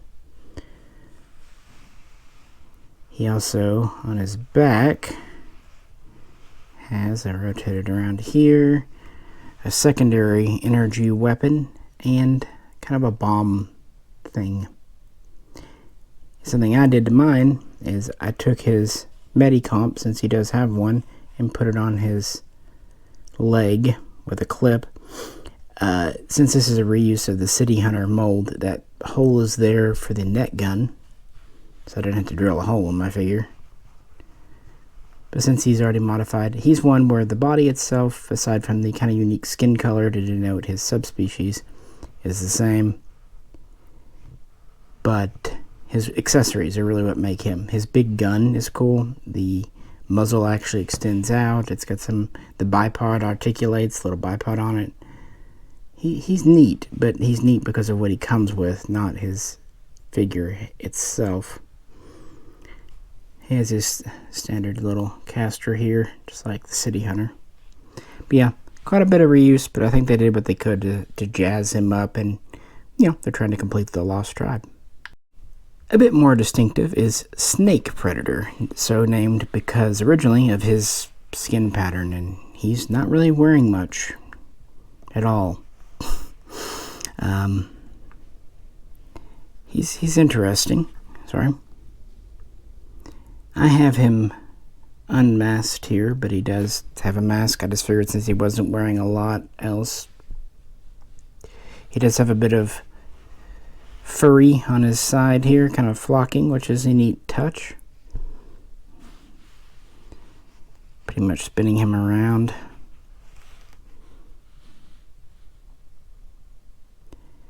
He does come with a combi stick, but I didn't give it to him. He does have the spinny disc on his hip, so he's partial reuse from the City Hunter 2, but not as much. He's got some unique parts, and he has these two unique hand size or weapons. Look like big staples to me. That's because in later created lore, he is the tribe's assassin. He's supposed to be good at up-close stealth. Basically, he's a predator ninja. Some lore also says he's not really a member of the Lost Tribe directly. He's actually a member of the Viper tribe or something, but he's there because he's hunting with them. So he's like the next-door neighbor. He's the Steve Urkel of the Lost Tribe. You can take that or not. He's in the film, though, so he's in the Lost Tribe as far as I'm concerned. He is one of the few that absolutely doesn't have a plasma caster. Him and Shaman. In fact, the two kind of remind me of each other a bit in their simplistic dress and, you know, old school hand weapons. I bet him and Warrior could do some good sparring together. But yeah, he's pretty unique in a stripped down way. And because there's not a lot going on, by the way, he doesn't have wrist blades either, which is kind of unique. Him and Borg, the lost armored predator. Sometimes also, I didn't mention it, but Scout's called the Lost Hunter. I guess they like the name Lost. Then he is the Lost Tribe, so take it as it is. But yeah, he's got the big size. He's pretty cool. I like him more than I thought I would. Still not my favorite, but he has some cool aspects. And again, he's really good on their articulation because of just not having a lot to get in the way. Besides, who doesn't want a mostly naked Yautja? And finally, rounding out the Lost Tribe, we have the two youngest members. They're either young bloods or unblooded. The brothers Boar. We have, well, Boar and Baby Boar, or Boar and Stalker. And again, two background characters that have been given some backstory, have been flushed out in recent years. And it said that they are brothers. The reason in the real world that was made was because their masks were similar. They were made by Stan Winston, who made a lot of other stuff too from the first film and this one. And so they're made brothers. Boar over here was the older brother. Stalker was the younger. And said that they're from another island on Yautja Prime, another little bit of a subspecies, kind of like Scout, but a different one. And that their tribe, their clan, was massacred when they were still young. So they were kind of a group of two for a while. They were caught stealing from Greyback. He either had a choice of killing them or indoctrinating them, but he liked their pluck and spirit, so he brought them into the Lost Tribe. That's the backstory given. It works fine for me. Better than the one given to Borg, at least. Looking at the elder Boar, he's more of the muscle, very defensive of his little brother too. In the film, he is pretty plain Jane. In fact, I think he's the only one seen without any kind of weapons at all. No wrist gauntlets. Interestingly, he does have a computer panel on his right arm and left arm, and they're definitely reused from the City Hunter. Boar mask. I gave him an extended combi stick. All these figures come with both collapsed and extended, and the reason is he doesn't have a clip on his back for it, and that's because he does have a unique backpack and caster. It actually raises up, and try not to. It does move and articulate around. There we go. I was trying to figure out which way to spin it. That's a big-ass plasma caster. You can tell they were trying to make him unique, because I don't think we really see his back in the film, so who's to say it wasn't there? And he has the usual throwing disc, too. Again, they did what they could for Boar to make him different. As for his younger brother, Stalker here, as he's known, he is the brains, the more tacticianer of the group. Is that a word? Tacticianer? Yeah, I need to give him a different hand. He doesn't want to hold his combi stick as well with this hand. Now they're later. No computer or blades on that wrist. On this wrist, we actually have this interesting accessory. This is a type of spear gun or dart launcher that holds 3.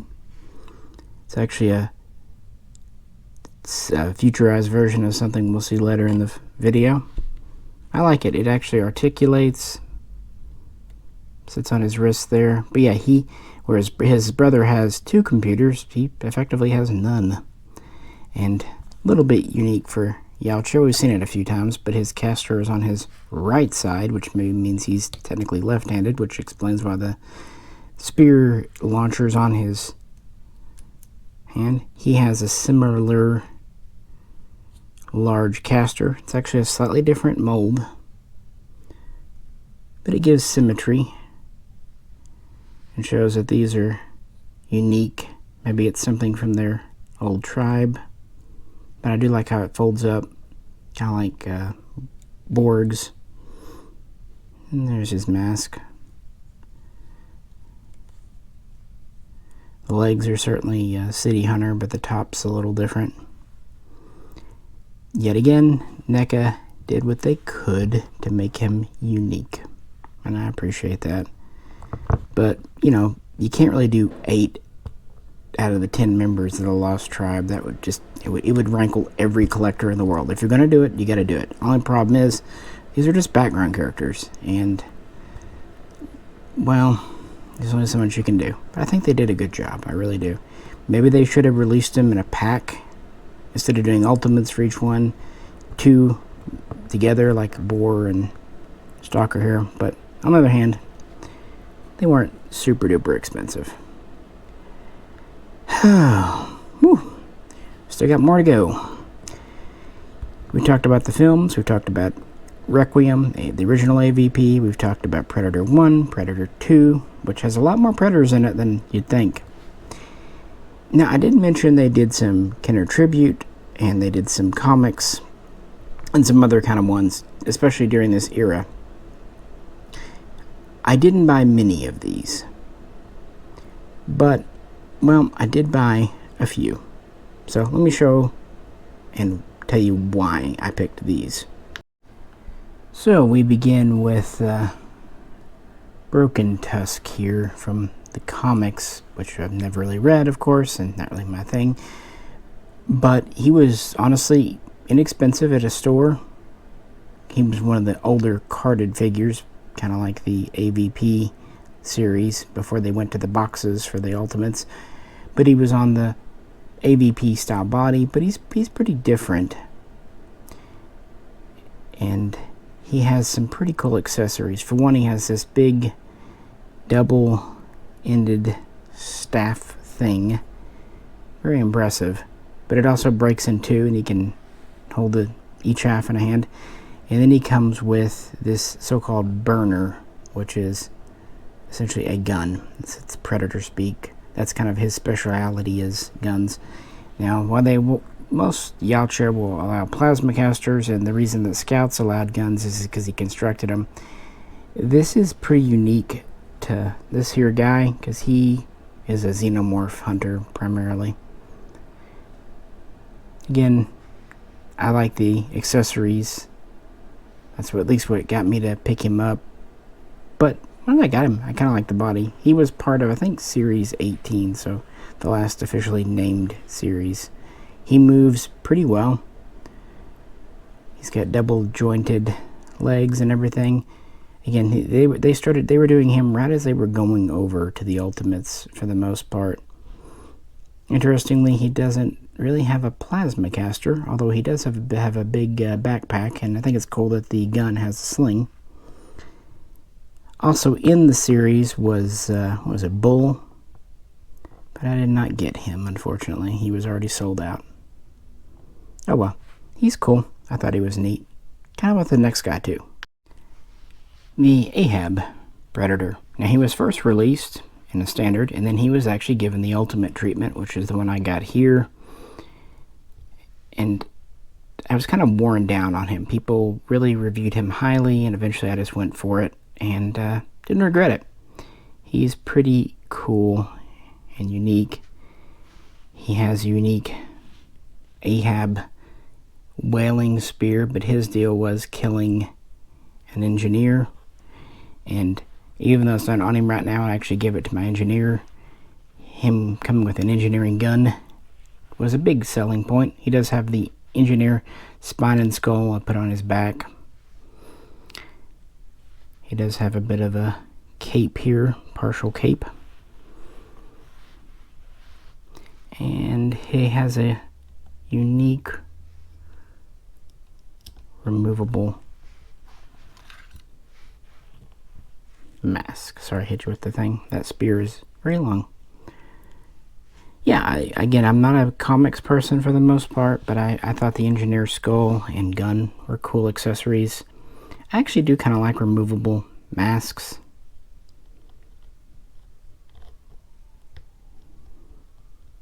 I know people are critical. I think sometimes they work, sometimes they don't. And NECA does use them. In fact, their most recent figure we'll look at the end of this video is back to removable masks. I think they're worth using when they're appropriate. My deal about popping off heads a lot is I worry about the joints getting loose. Also, I like keeping as many accessories with the figure as you can, and this guy came with a boatload of accessories. I think since he wasn't from a film, wasn't as famous, they had to make him more enticing. And, well, our next guy isn't even in a comic. He's a NECA original. In 2020, I believe it was, maybe it was 2021, NECA revealed this guy, the so-called Alpha Predator. He is supposed to be the first Predator created when they overthrew their overseers, rulers, occupiers.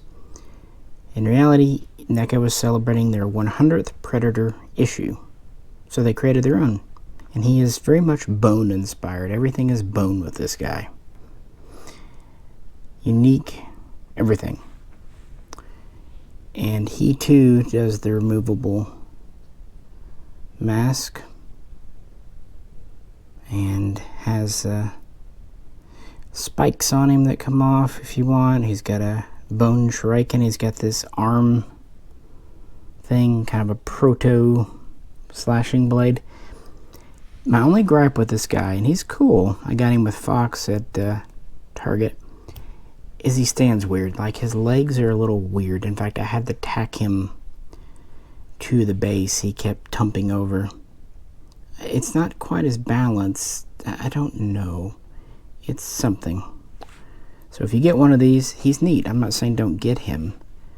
Just be mindful of where you rest him, because he might fall off a shelf, and that would be sad, because he's pretty cool. And normally I don't go for the things created by the companies. I'm not into the various Kenner created designs or the ones that NECA did to tribute them. If you are, that's cool. I get it. I just didn't have them as a kid. I was a little too old when they came out to be interested.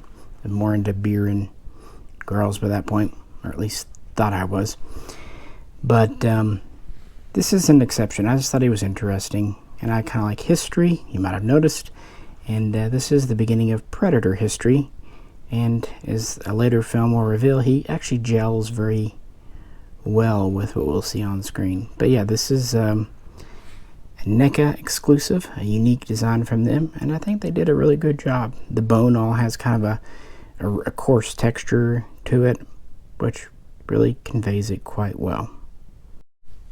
Next up, moving away from comics, really going back to 2013, 2014, one area that NECA made a name for themselves were repaints based on video games.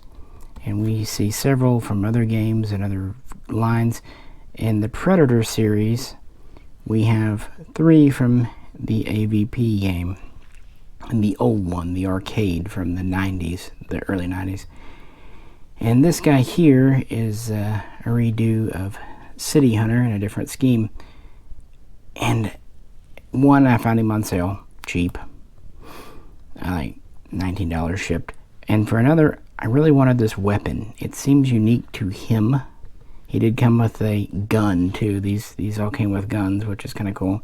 But this big, long, bladed weapon actually belongs, to my mind, to someone else. And it's one of my favorite figures. And he's also from a video game. If I'm being honest, I picked up this video game Predator for 2 reasons. 1, it got me free shipping. 2, this weapon he comes with. Also 3, he was $20 and that saved me, so yeah, $10 basically because of the free shipping. And I don't know if any other Predator comes with this. And it reminds me of something that would fit right in with one of my favorite Predators in the collection, ironically a bit, Scarface, or the New Way Devil from the 2005 video game. That's what I mean, it's a little ironic. One of my favorites is from a game that I have never and could never play, but he's just a cool character, in my opinion. And he comes with most of his weapons. He's quite loaded up, just like in the game, but he doesn't have his so-called glaive. And even if this doesn't look identical to in the game, it seems close. Essentially in the game, the glaive is like a combi stick, but instead of spear points, it has blades, and it's only meant for close hand-to-hand fighting, not throwing like a spear as an option. In the game, he's very heavily armed, and this figure represents it. Wish there was a way to mount this on him, because in the game it can retract like a combi stick, but this I don't think even breaks in two. No, it's solid. Neat accessory though, and it's really for my Scarface. And this is one of the few NECAs that I did go out of my way for and did spend a little money on, more than market value. Although I'm sure these days they're going for even more than what I paid. His mask is again similar to Celtic's from, at the time, the recently AVP film, and therefore related to the original prototype Predator mask via Guardian from the second film. He's obviously built on the AVP body, but he's got a lot of extra attachments and spikes, and he's got the pretty distinctive human skull on his shoulder we see in the game. He, of course, oops, let me get you around here, has his, try not to spin him on the stand. Luckily this version of the body stands pretty well. We've got his regular caster, everything in the back here.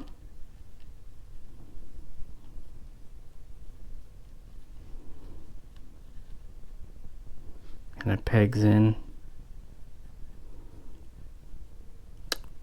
I like how each of these has a unique caster, and to some extent even a unique backpack.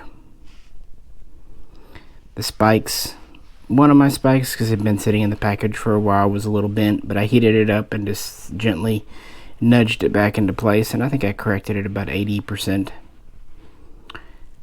But they are kind of a rubbery material, so they're not fragile.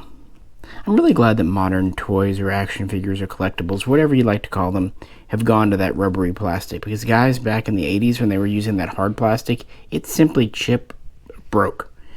I'd rather something bend and be out of shape, because you can still correct it.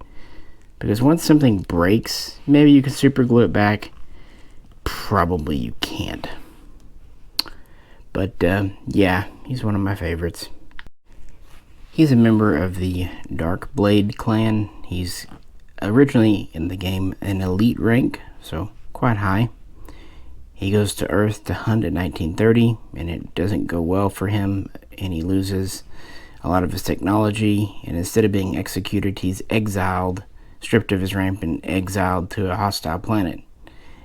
As it turns out, though, only for 100 years, in the year 2030, so coming up pretty soon, his clan elders return and grant him a chance to redeem himself by going back to Earth, reclaiming his technology, rescuing some of his Dark Blade brethren, and he is basically treated like an unblooded predator, going back to Earth with virtually no weapons, but throughout the game he regains his weaponry. He gets the maul here, which is a pretty cool spinny weapon. It can spin in his hands because it's on a little stick.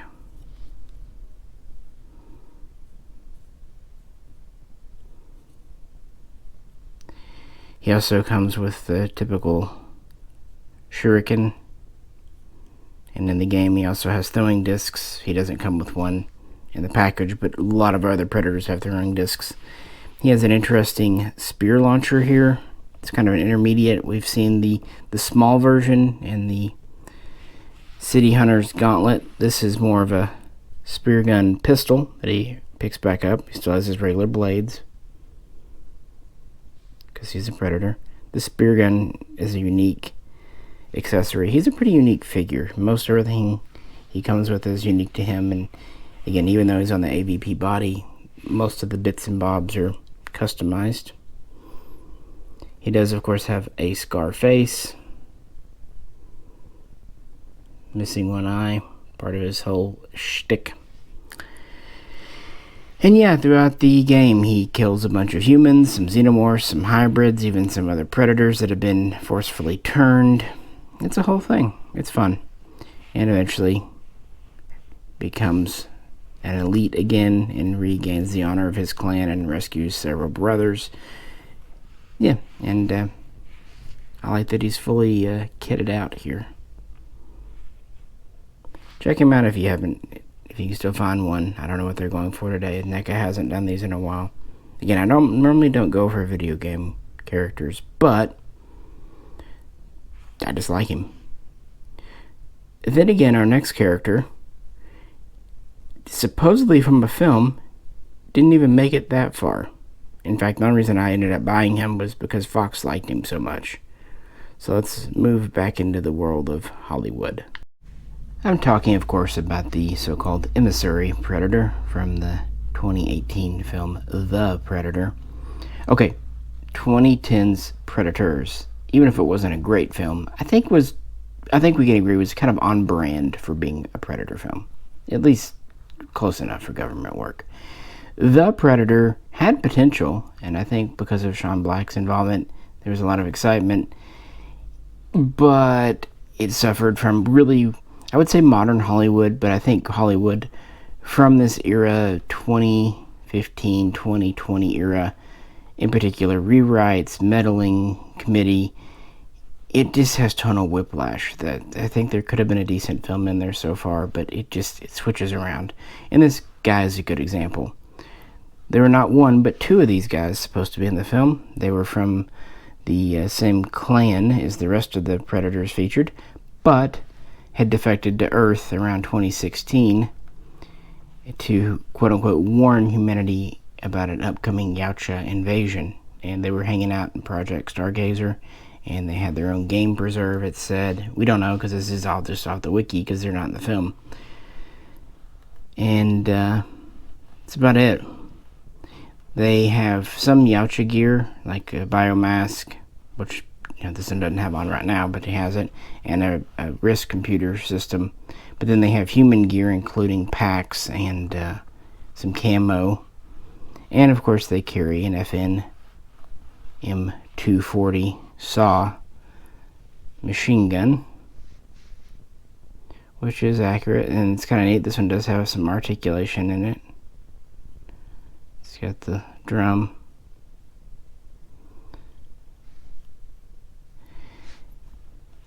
Now, NECA obviously was creating figures before the film was out, before the final cut. So they not only made one emissary predator, they made two. And they do move the packs around a bit, but mostly it's just different coloration. And this was, I think, the first film that they did ultimates for out of the gate, 2018. So he was an ultimate here. His brother was an ultimate. Unfortunately, they each just come with the same 240 machine gun. Apologies for that, but I needed to take that call. It was about getting electricity to the cabin we're building. Anyway, he was released as an ultimate, so a couple of different heads, a lot of hands, but only the one weapon. And I think they missed a trick here. Since he wasn't in the film, they could have kind of gone hog wild. Sure, give him the 240. Give him other guns, too. I mean, NECA has molds for, say, the M16 that Arnold used. Why not? Or release him as a 2-pack. I don't feel like getting two ultimates. I picked him up on an Amazon sale for $25. I didn't get his brother because I couldn't find him for less than $40. I'm just not that interested. But I think a 2-pack would have been neat with tons of just weapons, guns, lots of guns. Just make him a little more interesting. He's not bad, but I feel like he could have been more. I don't mind him not being in the film. He's appeared in like Hunting Grounds and other things. And he's on the kind of the newer body, of course. Pretty typical. No plasma caster. But he's very clearly a Yautja. Not as small as some we've seen. Bulkier than that. But not as bulky as the AVP style like Scarface we just looked at. So kind of this pattern here. But now we have to talk about the feature creature of the Predator film, and something I have mixed feelings on. We come to the so-called fugitive predator, or rogue predator, and he too was released as an ultimate, and is a different mold, a different body type, which is neat. Now in the film, again, there's some good and the bad. I like that he's more of a edgelord, more of a sense of humor kind of thing. But again, that rewrite, that tonal whiplash. On the one hand, he's said to be there to help humans. On the other hand, he kills humans. Which is it? And then they say he's got some human DNA. Yet Yautja, that's not their thing. Why would they? Now, if it was an accident, I understand, but they seem to act like it was intentional, which, okay, anyway. It's just, yeah, pick a lane and go with it. He does seem to be more of an honor code type. He doesn't kill innocents, kids, unarmed. But he's perfectly happy to slaughter soldiers right up until he decides he's on the human side, and then promptly dies like a, frankly, wuss. Yeah. Anyway, but the figure I like. We have a different type of armor, a little more like manufactured looking, but also more flexible. He has a whole unique plasma caster. It's on his right shoulder, which is already pretty unique. It's kind of small, reminiscent of the City Hunter, no backpack. He also, at least in some versions, his helmet has a secondary caster in the helmet instead of on the gauntlet. And he doesn't really have traditional wrist gauntlets. He does have wrist blades. In the film, it seems like they're only on one hand, but I guess because they're working off kind of pre-production too. I think it looks cool too. What's nice is the figure not only comes with removable blades, but actually alternative forearms, so you can always just display him with no blades or one arm only. And it seems like they kind of come out of his skin in the film. He also has shurikens. He comes with some out. There's some collapsed on his belt here. And this is really soft and flexible. He's a very posable figure. Again, this is at the beginning of the Ultimates line, so they were really going for posability. He comes with a few different heads.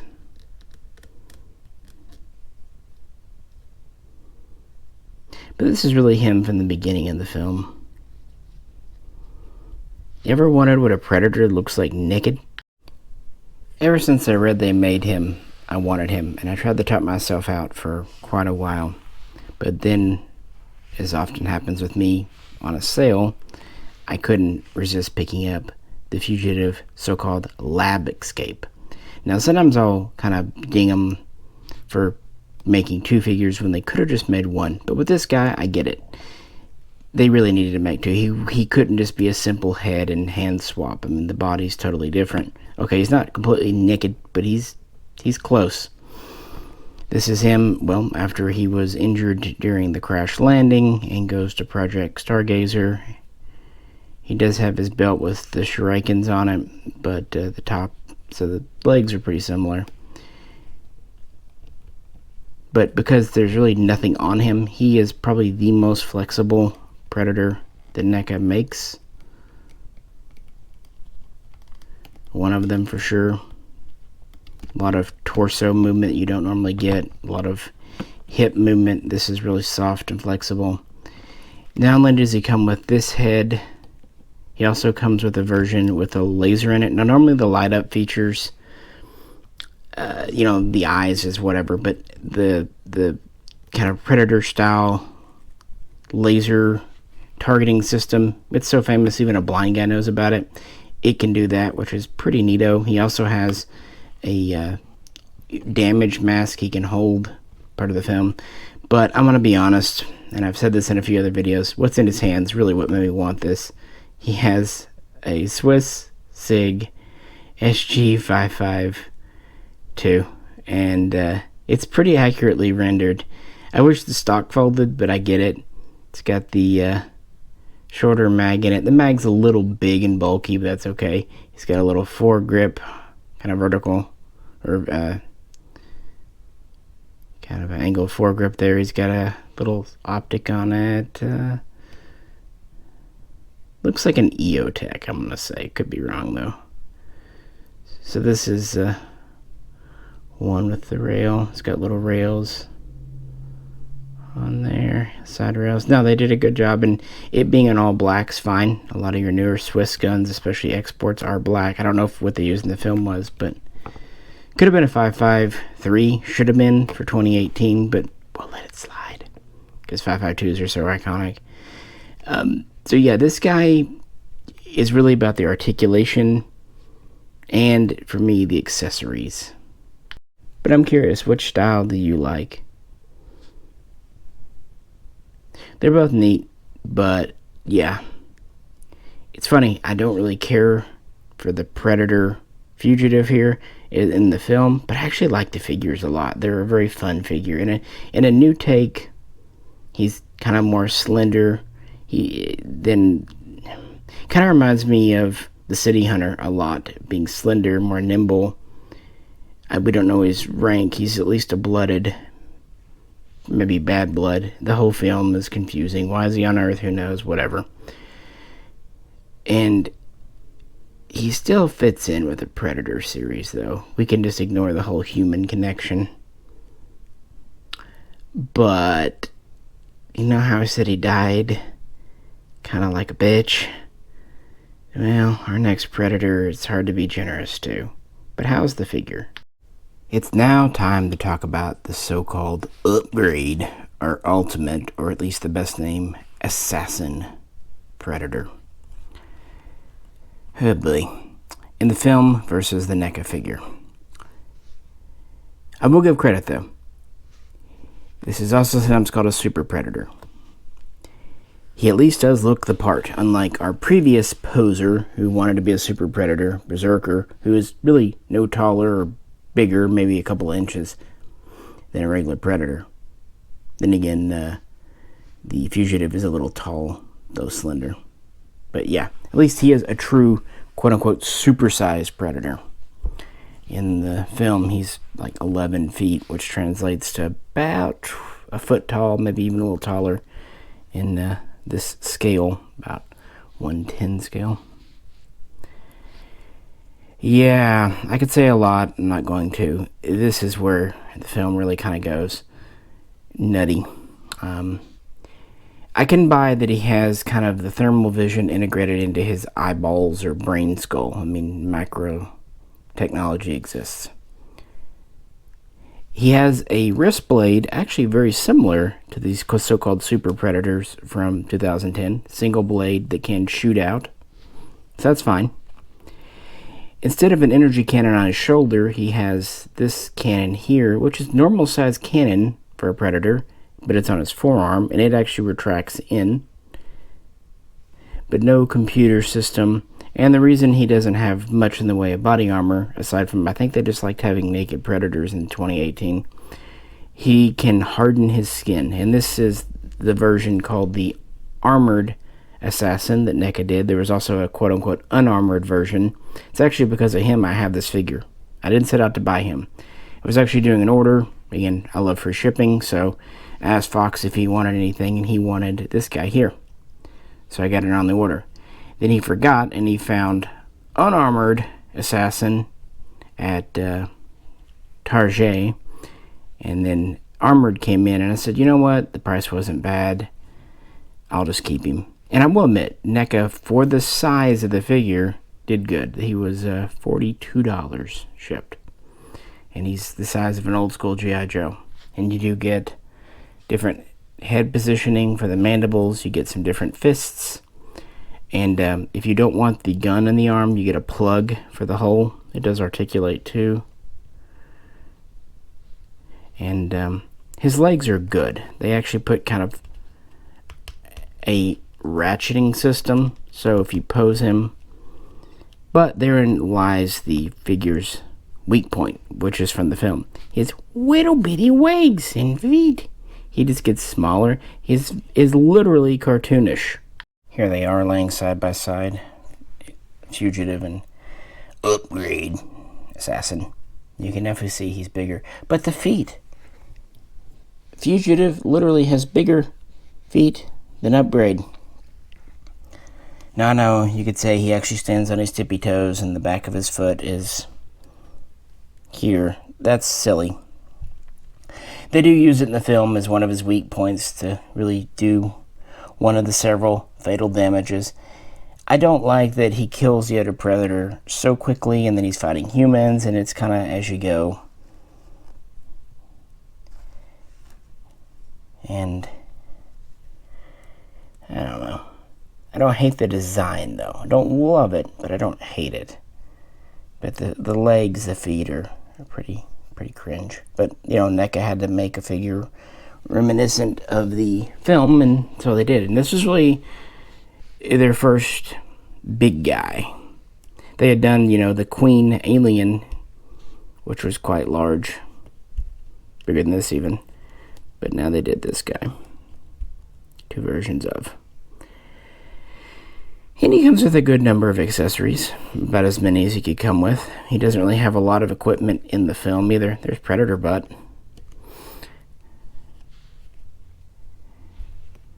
And he does eventually get killed by the humans, because of course he does. It's a Predator film, and yeah, it's getting old now that the Predators always die. I get when it's human versus Predator is part of it, but like with AVP, let him live. Come on, Scar, you know, justice for Scar.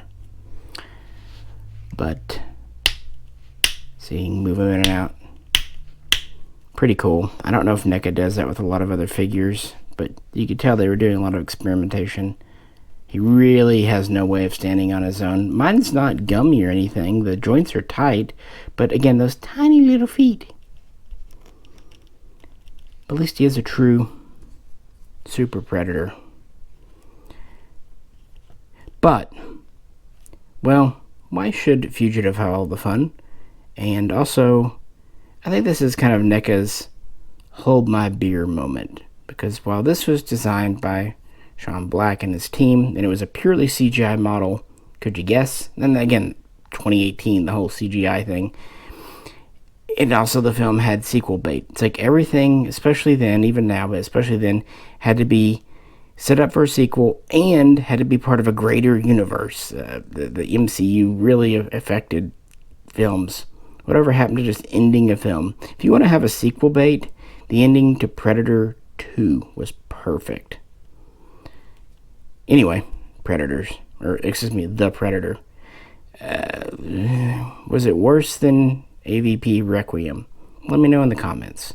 Anyway, let's do better. Let's give Scarface a worthy opponent. And if I could edit video, I would actually add in walking booming sounds.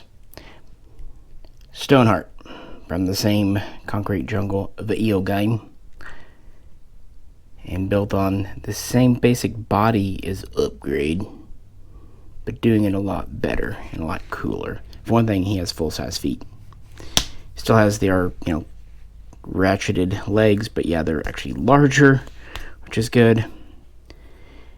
And he has not one, not two, not three, but 4 removable wrist blades.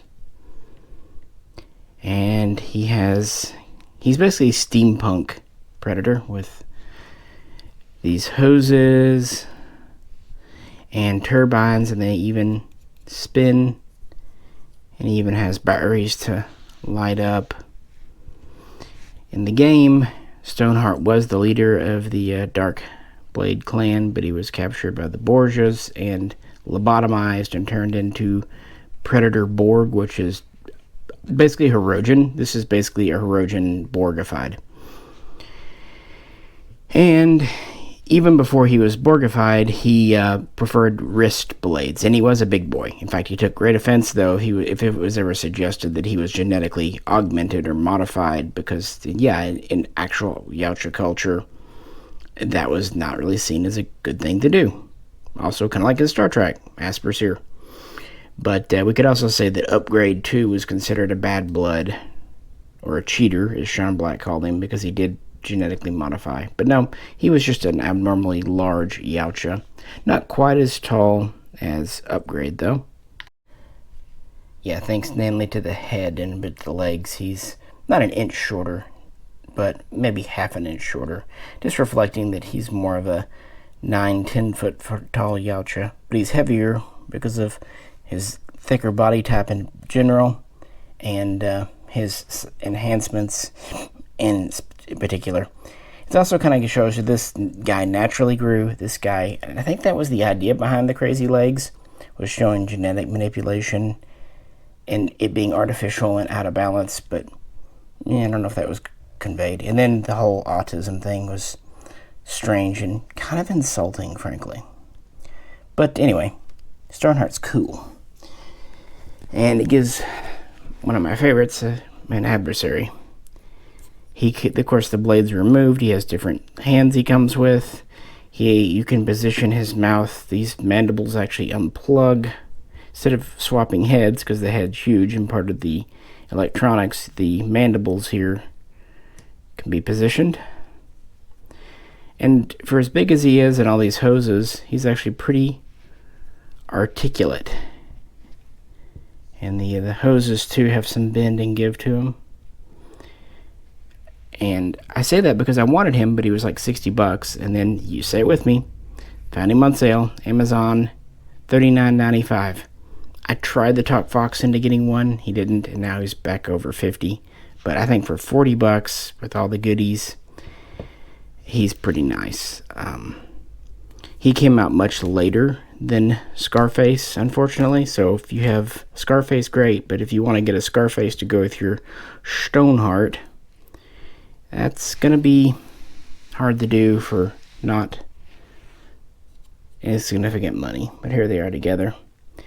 Since he was involuntarily fighting for the Borgias, it was actually considered sweet relief and honorable for old Scarface to kill him. So he eventually was killed in a big fight. But yeah, I think this is a much better use of the mold than showing a big guy. What do you think, though? Some people don't like that he doesn't have the dreads, as they're called. I think it's neat to see just a Yautja with the skull like this. Kind of reminds me of a cat head. He's different. He's cool. I like him anyway. Then again, I've always been a big fan of the Borg from Star Trek. I'm going to be honest. It was actually the Playmates Borg figure that convinced me to buy Star Trek figures back in the 90s when they did a couple of the Borg. Before that, I just wasn't interested. I like my Borg. So, that was 2018. And throughout 2019, 2020, really what NECA would do would be re-release the Jungle Hunter a bit. They would do a lot with Predator 2, celebrating its anniversary, which would have been 30 years in 2020. And we just kind of get a lot of repacks and repaints and ultimates of previous editions. COVID certainly screwed things up. But first we had a new Predator film, Prey, which, okay, there's pros and cons, but I think we can agree it was better than The Predator, right? Can we agree that? Good. Was it better than Predators? Generally, I think so, because we've been wanting a period piece, historical piece for The Predator for a long time. I think we're all wanting a World War I, a Civil War I, maybe a feudal Japanese one. We could do one in, like, Black Russia, but that would just be the Predator fighting wolves for 2 hours. Either way, I think putting the Predator in history is a great idea. And it all got started again kind of because of the ending of Predator 2 with the old musket pistol from 1718. Well, that was supposed to be from a pirate, but in the film Prey, it came from a French trapper. Some people get really upset. I'm not too attached to the comics. I think the pirate thing was cooler, but whatever, it's fiction. So we got the film, and of course we were hoping to get a new figure out of it. And in 2022, he was announced. And we were kind of waiting with great anticipation. Did NECA deliver? Nah, they overdid it. The feral predator from Prey here. Really, really cool. You know, we talked about the first generation, Gen 1, with the Berserker and the Wolf Predator, and then like 1.5 where they did a little better, and then Generation 2 kind of beginning with AVP and being improved through the ultimate bodies. And I think a lot of us figured they would just use the ultimate body again, which, while still very acceptable, isn't anything new. But they didn't. They could have, they didn't. If this isn't a whole new Gen 3 body, it's certainly a 2.5. It's a little on edge, and it's kind of a return of some other things, like the Predator figures. He has wrist blades that plug in or out instead of retract. And like quite a few older Predators, he actually has a removable mask as opposed to swappable heads. But never fear, if you want his expression different, he comes with a couple of other mandible configurations. The mask is quite detailed internally too. So it's a really interesting way. I actually like this better. I don't like popping heads on and off. I don't even like popping hands on and off if I can help it. He does come with plenty of hands. And he comes with plenty of weaponry too. Wrist blades we already talked about. He has his traditional combi stick, although it's not a reuse of the same mold we've seen, not even a modification. It's a whole new one. Here it is collapsed. You, of course, get it not only extended, but extended where it can be broken into two pieces like he does in the film.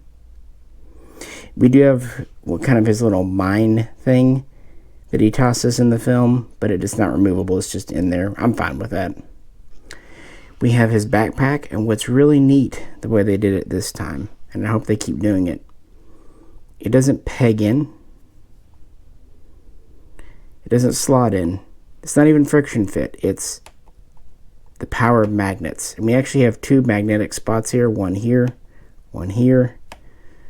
I think it's on this side in the film, but maybe I'm wrong. I love it. So if you don't want it on him, there's no holes. If you want it on him, it's there. Now, you have to be careful. You wouldn't want something too heavy, but this is a strong magnet. Just make sure his hair is out of the way, or sorry, dreads. The other spot is actually for his unique spear gun. It has a small piece of metal in it too.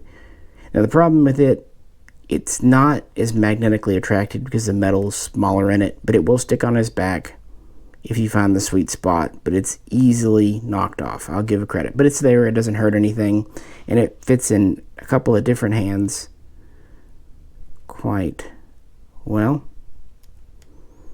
And I like this. It's a more primitive version of either the plasma caster, because it does use the targeting system in the helmet or the mask, or like the spear gun we saw on Scarface, pistol style, or really the small spear type launcher we saw with the City Hunter. So this is definitely Predator tech, but older, which makes sense because the film takes place in the 18th century.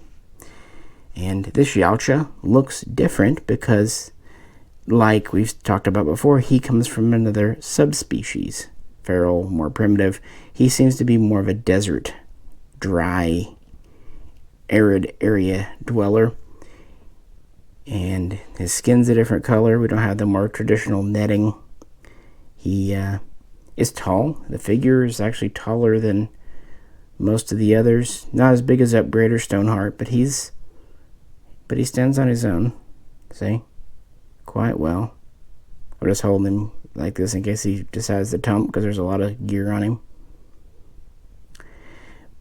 I'd say he's 9 inches, so kind of in between. The only problem is, be very, very, very careful about stands. I've had a hard time getting him on a stand. Ironically, he stands fine on his own, but when I try to put him on a stand, he comes over and he's so big and heavy, he'll snap the peg off the stand. That's only ever happened to me once with another Predator figure. For some reason, it was Borg Predator. I've had little trouble with others, but he is heavy, and he's kind of top heavy. He has a couple of other things that I think are a little miss. I appreciate what they tried to do with the combi stick holder. There are actually two S-clips, and I do appreciate they're made of metal, not plastic, so they're not going to give. And they just slide into his belt or waist. They're fine on the stand or on a shelf, but they're kind of easily knocked off. I think either the retracted combi stick should just come with the pegs on it fixed, or we should actually get some holes or some more dedicated slots for them. As it is, kind of like with the spear gun getting it on his back, both will get on if you found a sweet spot, but may fall off if you knock them on the shelf. But I guess you always put the other combi stick in his hands, and he does come with a lot of hands. And he's one of the predators I've actually found that actually has a good number of useful hands, probably because he has so many accessories. Another really cool one for him is this shield here, and it actually just pegs into his arm, kind of a long slot. This is retracted. It also is extended. It fits pretty well. My only gripe is if you don't have it in, there's a pretty big hole. I think a filler plug would have been kind of neat. I also think maybe making this magnetic might have been better too. There's certainly enough space in there. They could have put a small magnet in the forearm and then put the metal in this, because the peg's pretty big. But small complaint.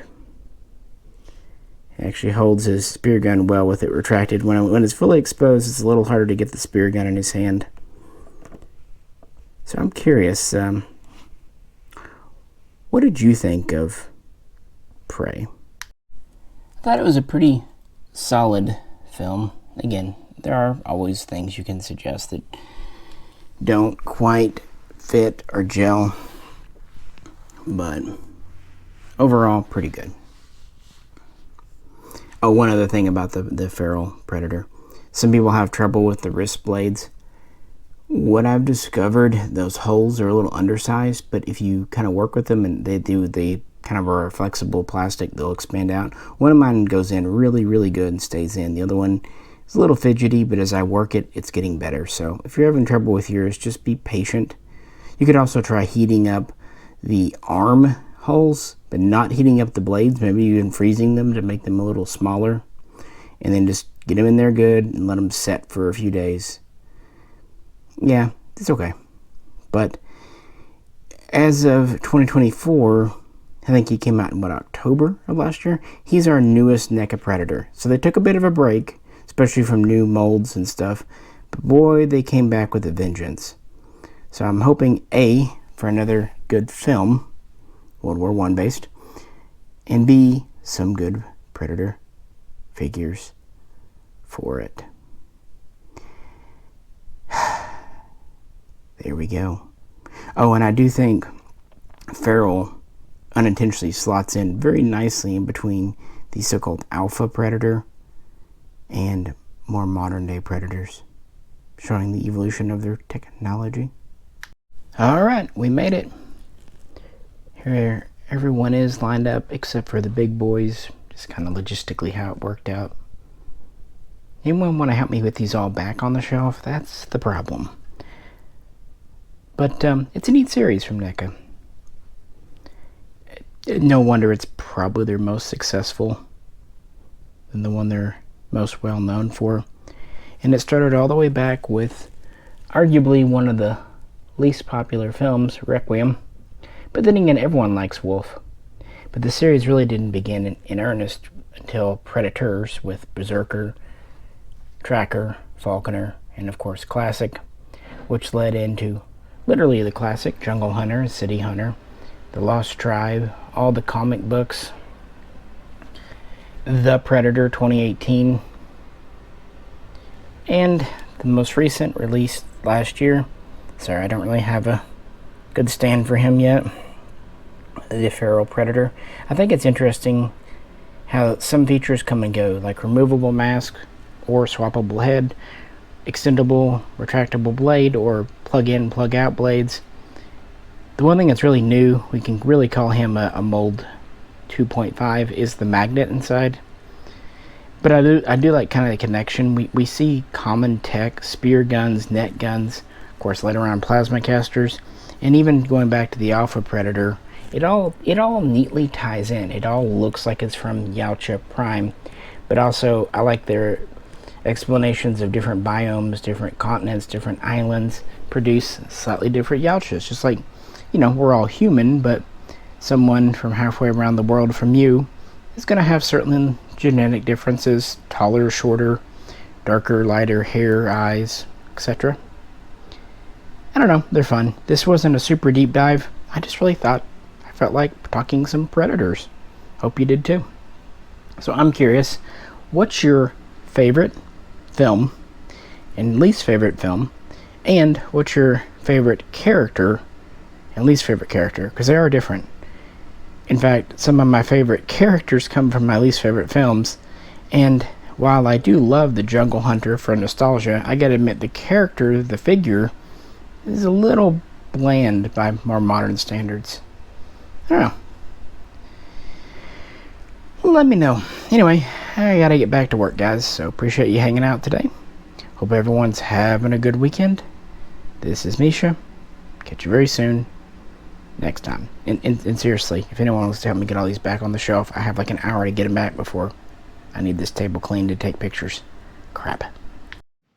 Hey, what are you still doing here? I have to admit, with all these Predators, someone's gonna have to fight them. Someone experienced in military.